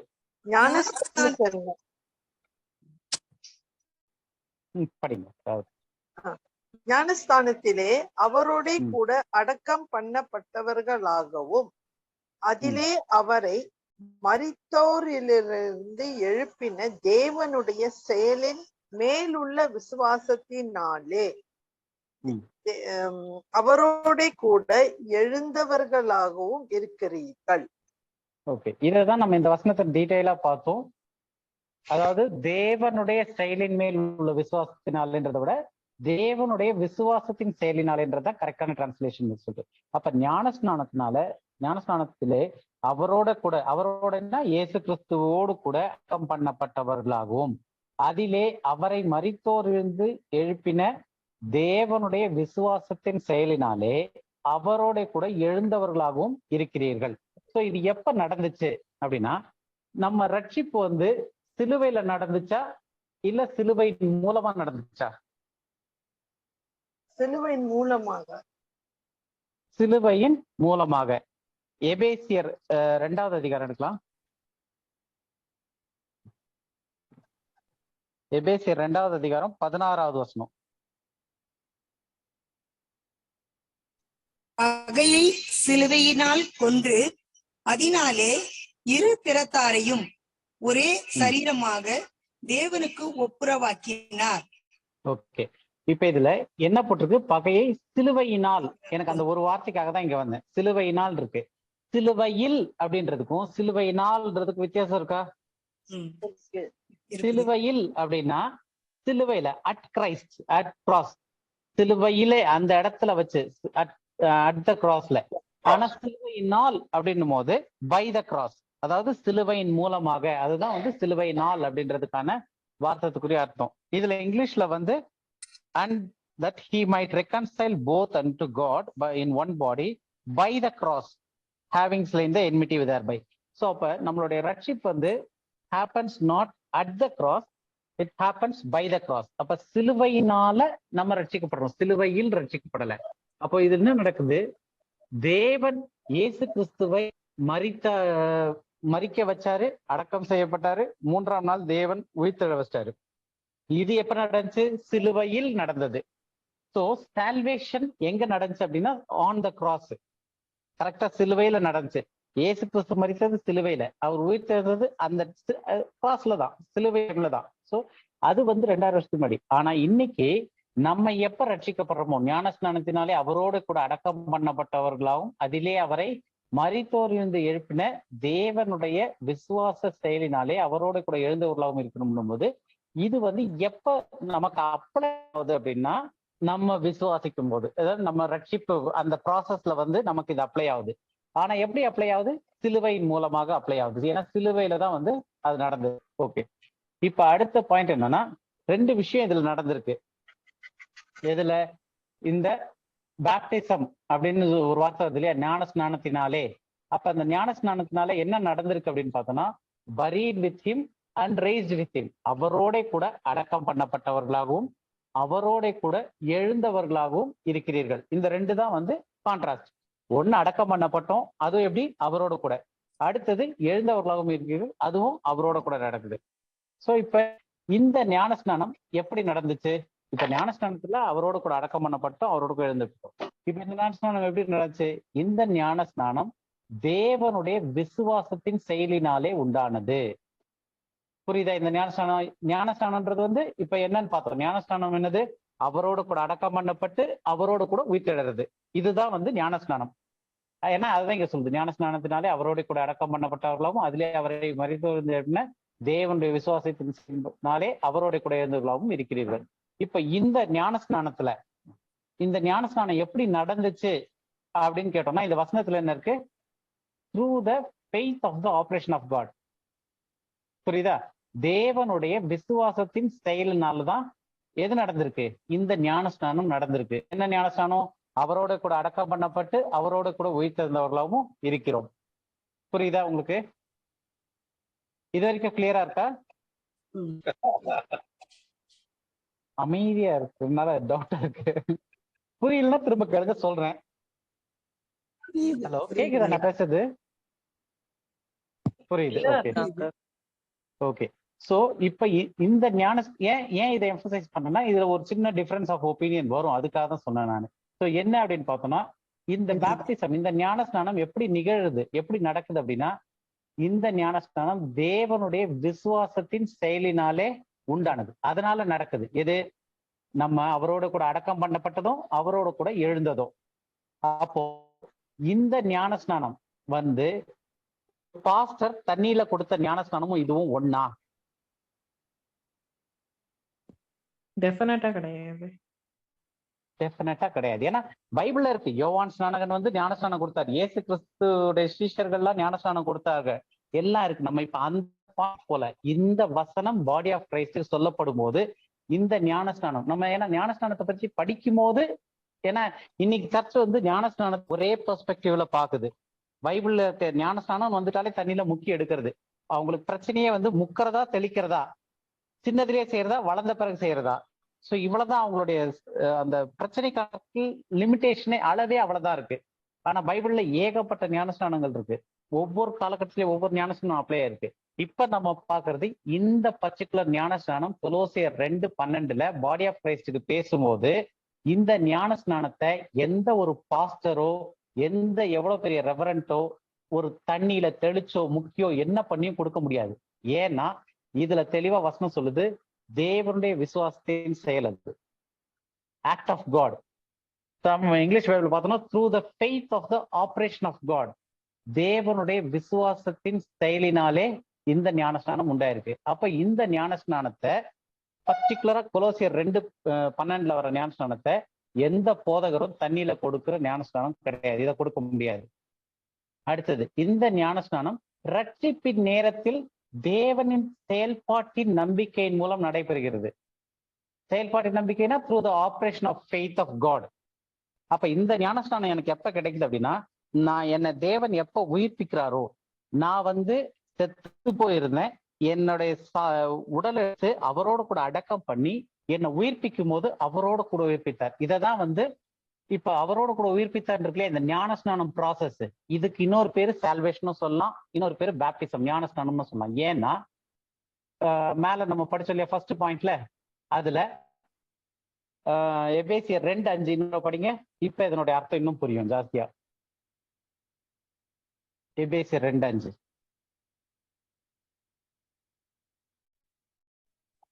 அக்கிரமங்களில் மரித்தவர்களாய் இருந்த நம்மை ம். கிறிஸ்துவுடனே கூட உயிர்ப்பித்தார். கிருபையினாலே ரட்சிக்கப்பட்டீர்கள். அப்போ அங்க ஞான ஸ்நானத்துக்கு என்ன சொல்லியிருக்கு? மரித்தவர்களா இருந்தோம், மரித்தோம் கிறிஸ்துவுக்குள்ள, அப்புறம் கிறிஸ்துவோடு கூட உயிர்ப்பித்தார். இப்ப இங்க கிறிஸ்துவுடனே கூட உயிர்ப்பித்தார். எப்படி? கிருபையினாலே ரட்சிக்கப்பட்டீர்கள். அப்ப இந்த ப்ராசஸ் வந்து ரட்சிப்போட சம்பந்தப்பட்ட ப்ராசஸ். நம்ம மரணத்திற்குள்ள நம்ம ஏற்கனவே மரித்திருந்தோம். அதுல இயேசு கிறிஸ்துவனுடைய மரணம் நமக்கும் அப்ளை ஆகுது. ஏன்னா நம்ம ஏற்கனவே மரித்திருந்தோம். இயேசு கிறிஸ்து தான் புதுசா வந்து நம்ம எல்லாருக்காகவும் அவரும் அதுல பங்கு பெறாரு. கை கோத்துக்கிட்டு ஹாய் ஹாய் நான் வரேன் அப்படின்னு சொல்லிட்டு. அப்ப அவரும் மரணத்துல நம்ம இருக்கிறோம். இயேசு கிறிஸ்து நம்மளோட இன்ட்ரடியூஸ் ஆகிட்டு நமக்குள்ள ஜாயின் ஆகுறாரு. ஜாயின் ஆகி அவரும் மரிக்கிறாரு. அப்ப அவரோடு அடக்கம் பண்ணப்படுறோம். அப்புறம் அவர் என்ன பண்றாரு? உயிர் தெழும்போது வா என் கூட வந்துரு அப்படின்ட்டு கூப்பிட்டு வர்றாரு. அப்போ ரெண்டுமே இந்த நான் வந்து மரித்திருக்கிறோம், இயேசு கிறிஸ்து புதுசா என்ட்ராயி அந்த மரணத்திற்குள்ள அவர் வந்து நம்மளோட ஷேர்ல உள்ள சேர்ந்துக்கிறாரு. சேர்ந்துட்டு தேவனுடைய விசுவாசத்தினால், தேவனுடைய விசுவாசத்தின் செயலின்படி தேவன் அவரை உயிர்த்தெழ வைக்கிறாரு. உயிர்த்தெழ வச்ச வல்லமையினால அவர் உயிர்த்தெழும் போது வா உடனே உயிர்த்தெழ வைக்கிறேன்னு கூட கூட்டு போறாரு. அதுதான் அவரோடு கிறிஸ்துவுடனே கூட உயிர்ப்பித்தார். இந்த ப்ராசஸ் எப்படி நடக்குது? கிருபையினாலே ரட்சிக்கப்பட்டிருக்கு. இது கிருபையினால் நடக்கிற ப்ராசஸ். இப்ப இந்த வசனத்துல கொலோசியர் 2:12 என்ன போட்டிருக்கு? ஞான ஸ்நானத்தை பத்தி போடும்போது அவரோடு கூட அடக்கம் பண்ணப்பட்டு அவரோடு கூட எழுந்திருக்கிறோம். இது யாருடைய செயல்? இது வந்து தேவனுடைய விசுவாசத்தின் செயல். அப்ப இந்த செயலை வந்து இன்னைக்கு இருக்கிற பொதுவாக சர்ச்சில் தர்ற வாட்டர் பேப்டிசம்க்கும் இதுக்கும் சம்பந்தமே கிடையாது. இந்த பேப்டிசம் ஞான ஸ்நானம் அப்படின்னு சொல்லி இந்த பாடி ஆஃப் கிரைஸ்ட்ல கொலோசியர் 2:12 பேசுறது வந்து எந்த பாஸ்டரோ எந்த மனுஷனோ எந்த ஒரு மீடியம் மூலமா தண்ணியோ தெளிச்சோ எதுலயோ பண்ணி கொடுக்கக்கூடிய ஞான ஸ்நானம் கிடையாது. இதுல மனித பங்கே கிடையாது. இது வந்து தேவன் அவருடைய விசுவாசத்தின் செயல், ஆக்ட் ஆஃப் த ஃபெய்த்ல காட்டும் போது மரித்த மனுஷனை இயேசு கிறிஸ்துவோட கூட உயிர்த்தெழ வைக்கிறாரு. அதுதான் ஞான ஸ்நானம்ன்றாரு. ஏன்னா அவருக்குள்ள இம்மர்ஸ் பண்ணப்பட்டிருக்கும். ஞான ஸ்நானம்ன்ற வார்த்தைக்கு அப்ப இடையில பேசணும், இம்மர்ஸ்னு. பேப்டிசம் ஞான ஸ்நானம்னா தண்ணிக்கு சம்பந்தம் கிடையாது, முக்குறது. அதாவது ஃபுல்லா அவருக்குள்ள டீப்பா அமுக்கப்பட்டுறது, முக்குறது. அப்ப இயேசு கிறிஸ்துவனுடைய மரணத்தோடு கூட நம்ம அவருக்குள்ள முக்கப்பட்டு அவர் எந்திரிக்கும் போது அவருக்குள்ள முக்கப்பட்டிருக்கனால அவரோட கூட நம்ம எழுச்சிடுறோம். இதுதான் ஞான ஸ்நானம். இது எப்ப நடக்குதுன்னா கிறிஸ்து தலையா இருக்காரு, நம்ம சரீரமா மாறி கிறிஸ்துவோட சரீரத்துல அங்கமா மாறும் போது, கிறிஸ்து தலையா இருந்து நம்ம சரீரமா ஒட்ட வைக்கப்படும் போது இந்த நிகழ்வு தேவனால் நடத்தப்படுது, இந்த ஞானஸ்நானம்.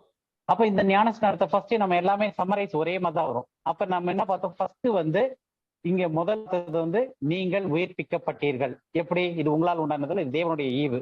இது மனுஷன் செய்ய முடியாது, கண்ணால காண முடியாது. இது வந்து அந்த ரட்சிப்பின் ப்ராசஸ்லயே நடக்கிற ஒரு ஈவெண்ட். முதலாவது உயிர்ப்பிக்கப்படுது. அடுத்தது ரெண்டாவது விருத்த சேதனம் பார்த்தோம். கையினால் செய்யப்படாத விருத்த சேதனம். இது கண்ணில் யாரும் பார்க்க முடியாது. இது தேவனுக்குள் மாம்ச சரீரத்தையே, அந்த டோட்டல் பாவ சரீரத்தை புதிய மனுஷன் வந்து பிரித்து வெட்டி எடுக்கிறாரு. ஏன்னா இதனுடைய பாதிப்பு அதுல வரக்கூடாது அப்படின்னு சொல்லிட்டு. இதுவும் அதே நம்ம விசுவாசிகளான அந்த உயிர்ப்பிக்கும் போது சால்வேஷன்ல நடக்கிற ஒரு ப்ராசஸ்.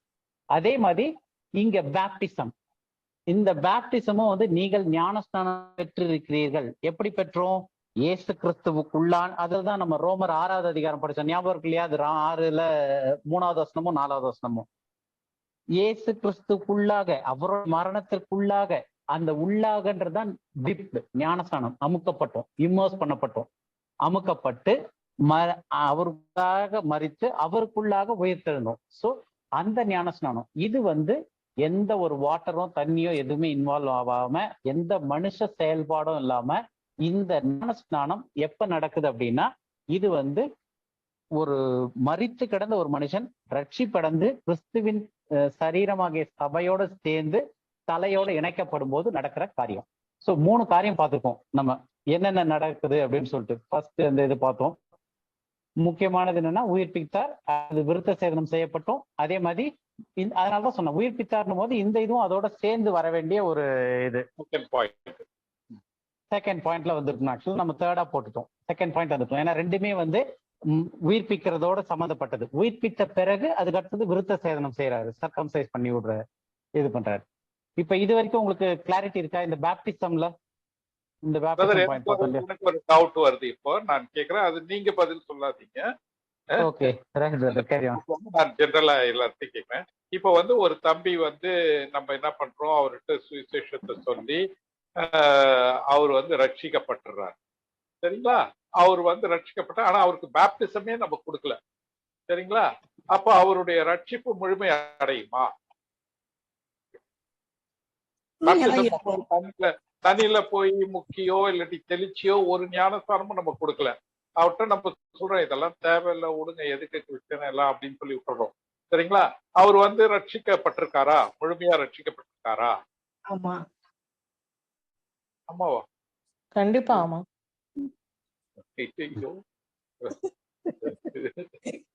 ஆமா, கடைசியில் இப்படி சொல்லி அடுத்த ஆன்டி கிரைஸ்டுக்கு நீங்க குரூப்ல குவாலிஃபை ஆவீங்கன்னு நினைக்கிறேன்.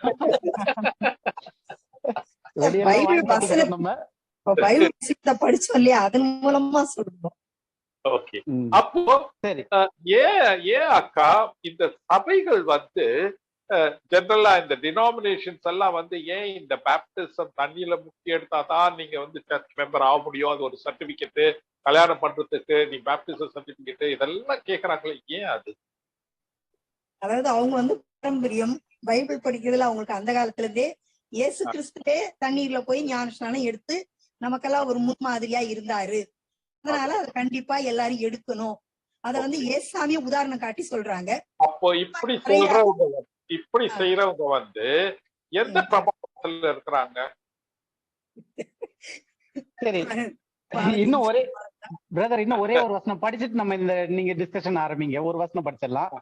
எபேசியர் 4வது அதிகாரத்துல 5வது வசனம். தேவன் கிறிஸ்துவின் சரீரமாகிய சபைக்கு எழுதும் போது பவுல் மூலமா எழுதுறது. ஒரே கர்த்தரும் ஒரே விசுவாசமும் ஒரே ஞானஸ்நானமும் எல்லாருக்கும் ஒரே 6வது கூட உண்டு, பிதாவும் உண்டு, அவர் எல்லார் மேலும் எல்லாரோடும் உங்கள் எல்லாருக்குள்ளும் இருக்கிறவர். ஓகே, இப்ப இதுல ஒண்ணுன்னு சொல்லிட்டு வந்ததுல என்னெல்லாம் வருது? ஒரே கர்த்தர், ஒரே விசுவாசம், ஒரே ஞானஸ்நானம். ஓகே, ஒரே தேவன். போதும். நம்மளுடைய கான்டெக்ஸ்ட் வந்து இங்க ஞானஸ்நானம்னு பாக்குறதுனால இப்ப இதுல என்ன போட்டிருக்காரு பவுல்? ஒரே ஞானஸ்நானம். ஏன் அப்படின்னா வேதத்துல வந்து பல ஞானஸ்நானங்கள் இருக்கு. அதான் சொன்னமே, மோசே மூலமா வந்த ஞானஸ்நானம், யோவான் கொடுத்த ஞானஸ்நானம், இயேசு கிறிஸ்துவன் கொடுத்த ஞானஸ்நானம், அப்போஸ்தலர்கள் காலத்துல அதுக்கப்புறம் சிலுவைக்கு அப்புறம் கொடுத்த ஞானஸ்நானம், ஏகப்பட்ட இது வருது. இப்ப நம்ம படிச்சது வந்து கொலோசியர் 2ல வந்து தேவனுடைய விசுவாசத்தின் செயலின்படி கொடுக்கப்பட்ட ஒரு ஞானஸ்நானம். ரட்சிக்கப்படும் போது பவுல் ஃபைனலா சொல்லும் போது ஒரே ஞானஸ்நானம் உண்டுன்றாரு. இப்ப என்ன பண்றது நம்ம? பிரதர், இப்ப நீங்க கேட்கலாம் பிரதர். இந்த திமோத்தியில பாஸ்டோம் இல்லைங்களா, அந்த லிஸ்ட், அது வந்து 1 திமோத்தி 1வது அதிகாரம் 7வது வசனத்துல இருந்து ஆரம்பிச்சது. கடைசி 7ல இருந்து 11வது வசனம் கடைசி. ஓகே, கரெக்ட், 11வது வசனம். இப்ப பாருங்கள, 11வது வசனம் ஒரு வாசிங்க அக்கா. 1 தீமோத்தேயு 1:11. 1:11. நித்தியானந்த தேவனுடைய மகிமையான சுவிசேஷத்தின்படி எனக்கு ஒப்புவிக்கப்பட்டிருக்கிற ஆரோக்கியமான உபதேசத்திற்கு எதிரடையாய் இருக்கிற மற்ற எந்த செய்கைக்கும் விரோதமாய் விதிக்கப்பட்டிருக்கிறது. ஓகே, அதான் அந்த நியாயப்பிரமாணம் விதிக்கப்பட்டிருக்கு இல்லையா? நாம வந்து வாசிச்சோம், ஜீவன், மரணம், பிரமாணம், ஜீவன், life, spirit. Okay, the spirit of life. அது ரோமர் 8ல வாசிக்கிறோம். கிறிஸ்து இயேசு கிறிஸ்துனால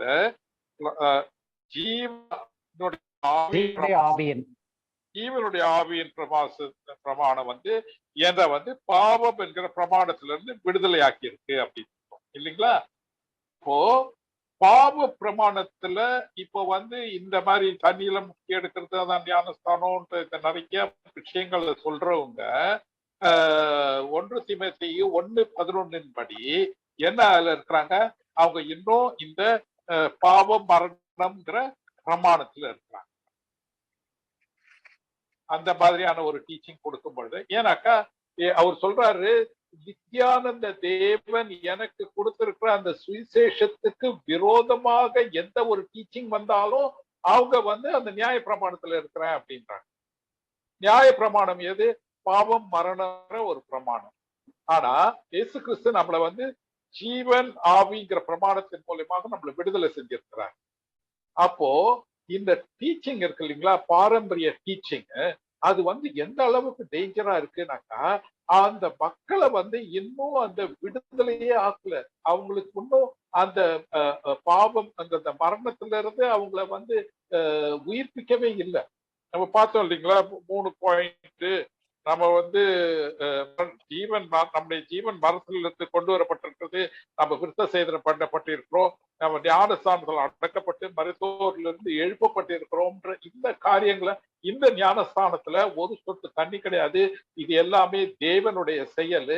ஆனா நீங்க என்னதான் பைபிள் சொன்னாலும் சரி, எங்க சபையில நீங்க இருக்கணும் நீங்கக்கா, உங்களை தண்ணியில முக்கிதான் எடுப்போம், இல்ல தண்ணியை தெளிச்சுதான் பண்ணுவோன்ற போது, இது நித்யானந்த தேவன் பவுலுக்கு கொடுத்த அந்த டீச்சிங்குக்கு விரோதமா இருக்குது இல்லைங்களா? அப்போ அந்த அவங்க இன்னும் பாவம் மரணம்ன்ற அந்த பிரமாணத்துலதான் இருக்கிறாங்களே ஒழிய, ஜீவன் ஆவிங்கிற பிரமாணம் அவங்களை இன்னும் இயேசு கிறிஸ்துவனுடைய ஜீவன், சாதாரண ஜீவன், இயேசு கிறிஸ்துவனுடைய ஜீவன், அந்த இயேசு கிறிஸ்துவனுடைய ஆவிங்கிற பிரமாணம் அவங்களை இன்னும் விடுதலை ஆகல. இது வேணா கொஞ்சம் இல்ல. ஆனா இதுல எனக்கு ஒரு சின்ன கருத்து இருக்கு. ஆக்சுவலா நான் தண்ணியில முங்கி ஞானஸ்நானம் எடுத்தேன். எல்லாருமே ஆல்மோஸ்ட். ஆனா இன்னைக்கு டேட்ல தான் எனக்கு அந்த புரிதல் வந்திருக்கு. நான் என்னைக்கு உயிர்ப்பிக்கப்பட்டேனோ அன்னைக்கு தேவனால் எனக்கு ஞானஸ்நானம் கொடுக்கப்பட்டாயிற்று. அந்த ஞானஸ்நானம் தேவனுடைய விசுவாசத்தின் செயலினால எனக்கு கொடுக்கப்பட்டுருச்சு, எந்த தண்ணி இன்வால்வ் இல்லாமன்றது இன்னைக்கு என்னுடைய புரிதல். அப்ப இது புரிதல் பேஸ் பண்ணி தான் இருக்கே தவிர, இன்னைக்கு இருக்கிற சபைகள் எத்தனை சபை இவ்வளோ கரெக்டா பிரிச்சு பைபிள் இத்தனை ஞானஸ்நானம் இருக்கு அப்படின்னு பார்த்து பண்றாங்கன்றது தெரியல. ஏன்னா அவங்கள பொறுத்த வரைக்கும் நம்ம இது 2-3 வாரத்துக்கு முன்னாடி பேசும்போது இந்த ட்ரெடிஷன்ஸே ஃபாலோ பண்ணிட்டு வர்றவங்க அறியாமையினால பண்றாங்க, எத்தனையோ இது இருக்கு. ஸோ அது எல்லாமே அவங்கள பாவம் மரணம்ன்ற பிரமாணத்துல இன்னும் கண்டினியூ பண்ணுதுன்னு நம்ம சொல்ல முடியாது. ஏன்னா பாவம் மரணம்ன்ற பிரமாணத்துல என்னைக்கு அவங்க ரட்சிக்கப்பட்டாங்களோ, இல்ல என்னைக்கு தேவன் அவங்கள உயிர்ப்பித்தாரோ, அந்த டைம்ல அவங்க பாவம் மரணம்ன்ற பிரமாணம், அது பாவ மரணம்ன்ற பிரமாணம் ஈவன் அது ஆதாம்ல இருந்து ஸ்டார்ட் ஆயிடுச்சு. ஸோ அந்த பிரமாணத்துல இருந்து எடுத்து கிறிஸ்து ஜீவன்ற பிரமாணத்துல வச்சிருக்காரு, ஜீவனுள்ள ஆவியின் பிரமாணத்துல வைக்கிறாரு. அப்ப இந்த ஜீவனுள்ள ஆவியின் பிரமாணத்துல வச்சவங்க எல்லாருமே எல்லா அறிவும் உடனே அடையறதில்ல. அப்ப நான் ஞானஸ்நானம் எடுக்கும் போது, இல்ல நீங்க ஞானஸ்நானம் தண்ணீரை முங்கி எடுக்கும் போது நமக்கு அந்த அறிவோ புரிதலோ இல்லாம நம்ம ஆனா நம்ம எங்க நின்றுகிட்டு இருந்தோம் அப்படின்னா, பிளாட்ஃபார்ம் ஜீவன் ஆவின்ற ஆவியின் பிரமாணத்துல நின்றுகிட்டு இருந்தோம். அதனுடைய டெஸ்டினேஷன் இட்ஸ் அ லைஃப். ஜீவன்றதுதான் அதனுடைய டெஸ்டினேஷன். மரணத்துல இருந்து வந்தாச்சு. ஆனா எனக்கு கொடுத்த போதகருக்கும் அந்த வெளிப்பாடு இல்லை, அந்த அளவுக்கான புரிதல் இல்லை. எனக்கும் அன்னைக்கு எடுக்கும் போது அவ்வளவு புரிதல் இல்லை. ஆனா இன்னைக்கு என்ன கேட்டேன்னா, அன்னைக்கு எல்லாரும் முன்னாடியே நான் போய் தொட்டில குளிச்சுட்டு வந்தேன். அது என்னுடைய புரிதல் இன்னைக்கு. இப்ப என்னுடைய புரிதல். ஆனா இப்ப பிரச்சனை என்னன்னா, ஒரு விசுவாசி ஒரு இளையவனா இருக்கான், விசுவாசத்துல பலவீனமா இருக்கான். அவனுக்கு இன்னைக்கு கிறிஸ்துவ பத்தி சொல்லி ஒரு சபை உள்ள கொண்டு வருது அப்படின்னும் போது, அந்த சபையில அந்த போதகருக்கே இந்த வெளிப்பாடு இல்லாம இருக்கலாம். ஏன்னா அவங்களுடைய டீச்சிங் படி ஞானஸ்நானம் கொடுக்கணும் அப்படின்றது. ஆனா என்ன ஞானஸ்நானம், தேவன் கொடுத்த ஞானஸ்நானம்ன்றது அது இன்னும் டீப்பரா படிக்கும் போது தான் தெரியும். இப்போ அவங்க என்ன செய்யறாங்க, அந்த சிறிய ஒருத்தன் பலவீனமா இருக்கவனுக்கு ஞானஸ்நானம் கொடுக்குறாங்க, அவங்களும் எடுக்கிறாங்க. ஆனா அதனுடைய புரிதல் வரும்போது அவங்க மாறலாம் கூட. ஆனா அதுக்காக அவங்க ஜீவன் ஆவியின் ஜீவன் பிரமாணத்துல இல்லாம பாவம் மரணம் பிரமாணத்துல இருக்காங்கன்னு நம்ம சொல்ல முடியாது. ஏன்னா ஒன்ஸ் இப்ப ஒருத்தர் ஞானஸ்நானம் எடுக்க வராங்க, அந்த சபையின் காரணமா இல்ல எந்த காரணமா இருக்கட்டும், அது ஞானஸ்நானம் எடுக்க வராங்கன்னா அது அதுக்கு முன்னாடியே அவங்க உயிர்ப்பிக்கப்பட்டிருக்காங்க. யாருமே ரோட்ல போற ஒரு மாரியம்மன் கோயில்ல இருந்து ஒருத்தன் ஞானஸ்நானம் எடுக்க வரமாட்டான். அப்போ அவங்க ஏற்கனவே அந்த புரிதல்ல வந்தனால அவங்க வந்து அந்த டைம்ல அவங்க உயிர்ப்பிக்கப்பட்டுட்டாங்க. ஆனா அவங்க வளரல, அவங்களுக்கான அறிவு இன்னும் கிடைக்கல. அப்ப அவங்க வந்து ஜீவன் ஆவி ஜீவன்ற பிரமாணத்துலதான் இருக்காங்க. அவங்களுடைய டெஸ்டினி ஜீவன் தான். ஆனா அவர்கள் வந்து அவங்களுக்கு டீச் பண்ணது தெரியாதனால அவங்க எடுக்கிறாங்க.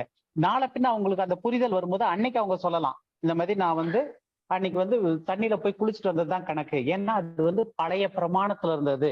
எனக்கு வந்து ஒரே ஞானஸ்நானம் பவுல் சொல்லியிருக்காரு. அது நான் ரட்சிக்கப்படும் போது அந்த நொடி பொழுதுல தேவன் எனக்கு கொடுத்து முடிச்சிட்டாரு. ஆனா அதனுடைய புரிதல் எனக்கு பின்னாடிதான் கிடைக்குது. அப்ப என்னுடைய ஆக்ட்னால தேவன் என்ன ஜட்ஜ் வேல்யூட் பண்றது இல்ல.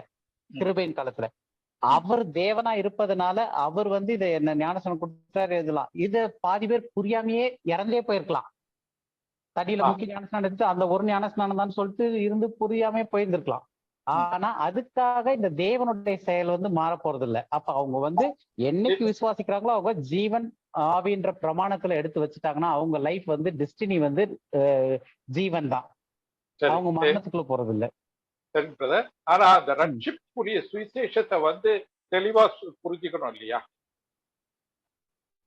இல்ல பிரதர், மறுபடியும் நம்ம இது நம்ம ரெகுலர் டிஸ்கஷன் மாதிரி போகுது. சொல்லலாமா? சொல்லுங்க அக்கா. அதாவது இன்னைக்கு பொறுத்த வரைக்கும் நீங்க 2 பேரும் இப்ப இத பேசிட்டு இருக்கீங்க. பட் வேர்ல்ட் ஹோல் வேர்ல்டு 99.9 இல்ல 100% தான் வச்சுக்கிறோம். ஏன்னா ஒருவேளை இதுக்கு மேல நீங்க 2 பேரும் ஒரு சர்ச்சை ஆரம்பிச்சா அங்க வேணா நீங்க சொல்ற இந்த டீச்சிங் அக்செப்ட் பண்ணிக்குவாங்களே தவிர வேர்ல்டு முழுக்க ஒரே டீச்சிங் தான். எல்லாருமே அந்த தெளிக்கிறதா முக்குறதான்றதான் பிரச்சனையே தவிர ஆண்டவர் கொடுத்த ஞானஸ்நானம் இப்ப நீங்க டீச்சிங் பண்ணி பாருங்க, இந்த வெளிப்பாடு யாருக்குமே கிடையாது. 100% யாருக்கும் இல்ல. ஆனா அது இல்லைன்னா கூட வேத வசனத்தின்படி பார்த்தோம்னா எல்லாருமே இன்னைக்கு டேட்டுக்கு என்னைக்கு ரட்சிக்கப்பட்டாங்களோ அன்னைக்கே வேத வசனத்தின்படி இந்த ஞானஸ்நானத்தை அவங்க எடுத்துட்டாங்கன்னு தான் அர்த்தம். அவங்களுக்கு தெரிஞ்சோ தெரியாமலோ இந்த ஞானஸ்நானத்துக்குள்ள அவங்க எடுத்துட்டாங்கல்ல. அவங்க எடுத்தாங்கல்ல, தேவன் கொடுத்துட்டாரு. அந்த ஞானஸ்நானத்தை அவங்க அடைஞ்சிட்டாங்க. அந்த ஞானஸ்நானத்துக்குள்ள வந்துட்டாங்க. அதனால அதுக்கப்புறம் அவங்க பெரிய ஞானஸ்நானம் எடுத்தாலும் எல்லாமே ஒண்ணு இல்ல. அது எல்லாமே ஒண்ணு இல்ல. அதனால நம்ம நீங்க சொல்லி பார்க்கும்போது எனக்கு ஸ்டார்டிங் பாயிண்ட், அது ஒரு ஸ்டார்டிங் பாயிண்ட். இப்போ ஒரு இதுக்கு ஒரு இது ஆரம்பமாகணும்னா ஏதாவது ஒரு சேஞ்ச் இருக்கணும். அத கன்ஃபார்ம் பண்றாங்க அங்க. இல்ல அது வந்து என்னன்னா கன்ஃபார்ம் பண்றதுன்னா அது வந்து ரொம்ப லேட்டா. இப்ப கன்ஃபர்மேஷன்றது வந்து இப்ப ஞானஸ்நானம்ன்ற கன்ஃபர்மேஷன் வந்து சபைக்கு அவங்களுடைய புரிதலுக்கு அவங்களுடைய தெளிக்கு தான் பண்றாங்களே தவிர அந்த ஞானஸ்நானத்துக்கும் தேவன் வச்சிருக்கிற அந்த ஸ்பிரிச்சுவாலிட்டி நம்ம சரீரமாக சபையில சேர்றதுக்கும் எந்த சம்பந்தமுமே கிடையாது. சம்பந்தமே கிடையாது. இது வந்து எப்படி ஒரு சடங்காச்சாரம் நடக்குதோ, மற்ற மதத்திலயும் சடங்காச்சாரம் நடக்குது அந்த மாதிரி. ஏன்னா அது வந்து புரிதல் இல்லாதனால. அததான் நான் சொல்ல வரேன். அது வந்து கரெக்ட்னு நான் சொல்லல, அது வந்து தவறு. ஆனா அந்த புரிதல் இல்ல. ஆனா அது நடக்கிறதுக்கு முன்னாடியே ஒருத்தர் விசுவாசி ஆகும் போதே அவங்க உயிர்ப்பிக்கப்படுறாங்க அப்படின்னும் போதே தேவன் அவங்களுக்கு அவங்க எடுக்கிறது கிடையாது, தேவன் அவர்களுக்கு கொடுத்த ஞானஸ்நானத்தை. ஏன்னா இயேசு கிறிஸ்துவோட கூட அடக்கம் பண்ணும் மரித்துதான் இருக்கிறோம். அவரோட கூட அவர் வந்து ஜாயின் ஆகுறாரு. இயேசு கிறிஸ்து உயிர் தரும் போது நம்மளே உயிரோட எழுப்பிட்டு வராரு. இந்த ஆக்டுக்கு பேரு பேப்டிசம், ஞானஸ்நானம்ன்றாரு. இது வந்து தேவன் கொடுக்கிறாரு. அதுல இது வந்து மனுஷன் நம்ம எடுக்கிறதுன்றதே கிடையாது, தேவன் கொடுக்கறது. பவுல் வந்து பின்னாடி வெளிப்பாட்டுல வரும்போது இந்த கிறிஸ்துவின் சரீரமாகிய சபைக்கு இந்த ஒரு ஞானஸ்நானம் தான் இருக்கு, ஒரே ஞானஸ்நானம் நமக்கு உண்டு அப்படின்றாரு. அந்த ஒரு ஞானஸ்நானத்துக்கு இவங்க என்ன பண்றாங்க, தெளிக்கிறதா முக்கிறதான்ற பிரச்சனையில போயிட்டு இருக்காங்களே தவிர வசனத்துல வந்து இந்த தேவன் நமக்கு இப்படி ஞானஸ்நானத்தை கொடுத்திருக்கிறார்ன்றது வந்து அவங்களுக்கு புரிதல்ல வரல. இப்ப நான் வந்து என்ன அந்த எனக்கு கொஞ்ச நேரம் ஒரு மாதிரி ஆஃப் த ட்ராக் போச்சு, அதை வந்து கரெக்ட் பண்றேன். நான் வந்து ரட்சிக்கப்படும் பொழுது அப்கோர்ஸ் நான் ரோமன் கேத்தலிக்கா இருக்கும் பொழுது ஒரு 2 மாசத்துல எனக்கு தெளிப்பு ஞானஸ்தானம் கொடுத்தாங்க. ஆனா நான் ரட்சிக்கப்படும் போது 1993 வந்து எனக்கு முழுக்க ஞானஸ்தானம் எடுத்தேன். ஆனாலும் இது வந்து ஒரு மனுஷ செயலா இருந்தாலும் நான் வந்து ரட்சிக்கப்பட்டுட்டேன். ஆனா இன்னைக்கு அந்த நிலைமையில இருந்து இன்னைக்கு இந்த அளவுக்கு வளர்ந்து ஆனா ம்.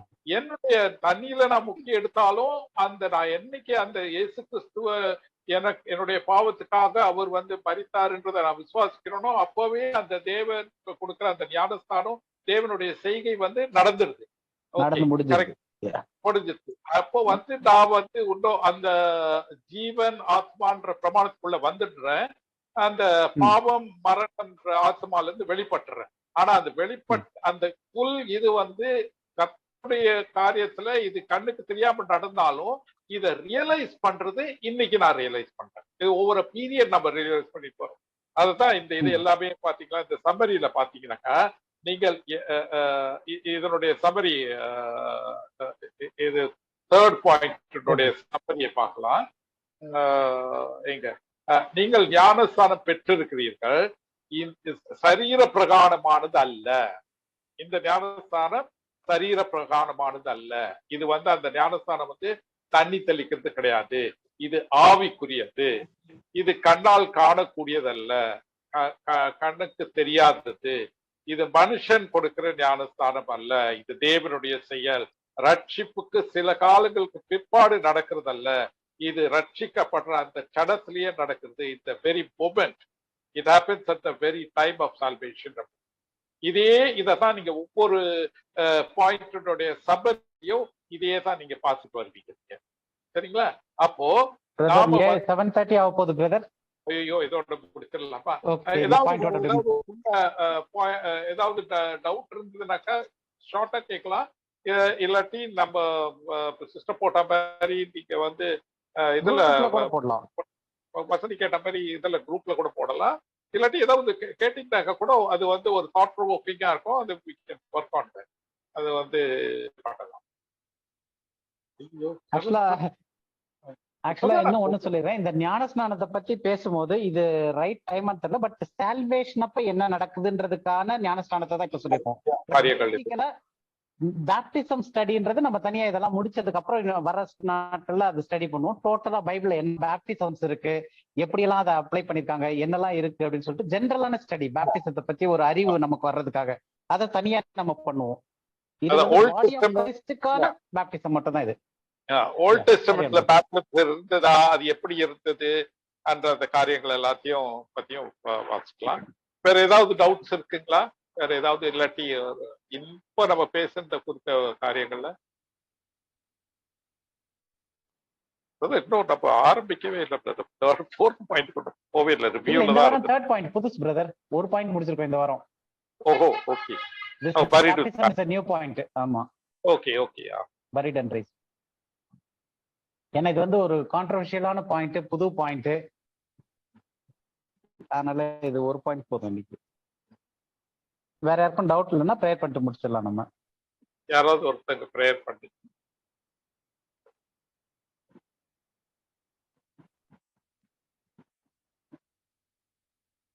அக்கா நீங்க ப்ரேயர் பண்றீங்களா? ஸ்தோத்திரம் ஆண்டவரே, ஸ்தோத்திரிக்கிறோம், பாதிக்கிறோம் ஆண்டவரே. நன்றி ராஜா, நன்றியோடு துதிக்கிறோம், ஸ்தோத்திரிக்கிறோம் தகப்பனே. துதிகளின் மத்தியில் வாசம் செய்கிற ஜீவனுள்ள தேவனே, இது அந்த மாலை நேரத்திலும் கூட அப்பா ஒரு சிறு குடும்பமாக நாங்கள் ஒன்று கூடி ஆண்டவரே உங்களுடைய வார்த்தைகளை தியானிக்கும்படியாய் பாராட்ட கிருபிக்காய் நன்றி செலுத்துகிறோம். ஞானஸ்நானம் குறித்து எங்களுக்கு ஒரு நல்ல புது தெளிவை கட்டளையிட்டு ஆண்டவரே, அதற்காய் நன்றி செலுத்துகிறோம். இன்னும் கூட ஆண்டவரே நாங்கள் வேத வசனங்களை அதிகமாய் ஆராய்ந்து நிறைய செய்திகளை கற்றுக்கொள்ள நீர் எங்களுக்கு கிருபையின் ஞானத்தையும் கட்டளையிடுங்க ஆண்டவரே. எங்களுக்கு கற்பித்துக் கொடுக்கக்கூடிய இருவரையும் கூட உங்க கரத்துல ஒப்பு கொடுக்கிறோம்.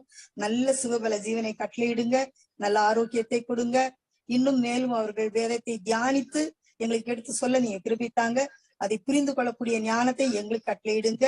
இன்னும் ஆண்டவரே வர தடைப்பட்டு பிள்ளைகளுக்காக கூட ஜெபிக்கிறோம். இந்த குரூப்ல ஆண்டவரே சுகவீனமாக பலவீனமா இருக்கக்கூடிய பிள்ளைகள் எல்லாம் நீங்க ஆசீர்வதித்து சுகத்தாலும் பேரத்தாலும் இடை கட்டுங்க. தொடர்ந்து வரக்கூடிய ஒவ்வொரு நாள் வகுப்பில் ஆண்டவரே நாங்கள் இன்னும் எங்களுடைய வேத அறிவை வளர்த்து கொண்டு முன்னேறி செல்லத்தக்கதான ஒரு தெளிவு எங்களுக்கு கிடைக்க நீர் கிருபை பாராட்டுவீராக. இந்த நாளின் ஆசீர்வாதத்தால் நிறைக்க முடியாது ஜெபிக்கிறோம். கன மகிமை யாவும் ஒவ்வொருவருக்கே செலுத்துகிறோம். கிருபைக்கு ஒப்பு கொடுக்கிறோம். இயேசுவின் மூலமே வேண்டிக் கொள்கிறேன் பிதாவே, ஆமென். ஆமென், ஆமென். என் ஆத்மாவை கர்த்தரை ஸ்தோத்திரி, என் முழு பரிசுநாமத்தை ஸ்தோத்திரி. என் ஆத்மாவை கர்த்தரை ஸ்தோத்திரி, சகலவாங்க மறவாதி. பரவாயில்லை. ஆமென். Thank you. Thank you. Thank you. Praise the Lord. Thank you.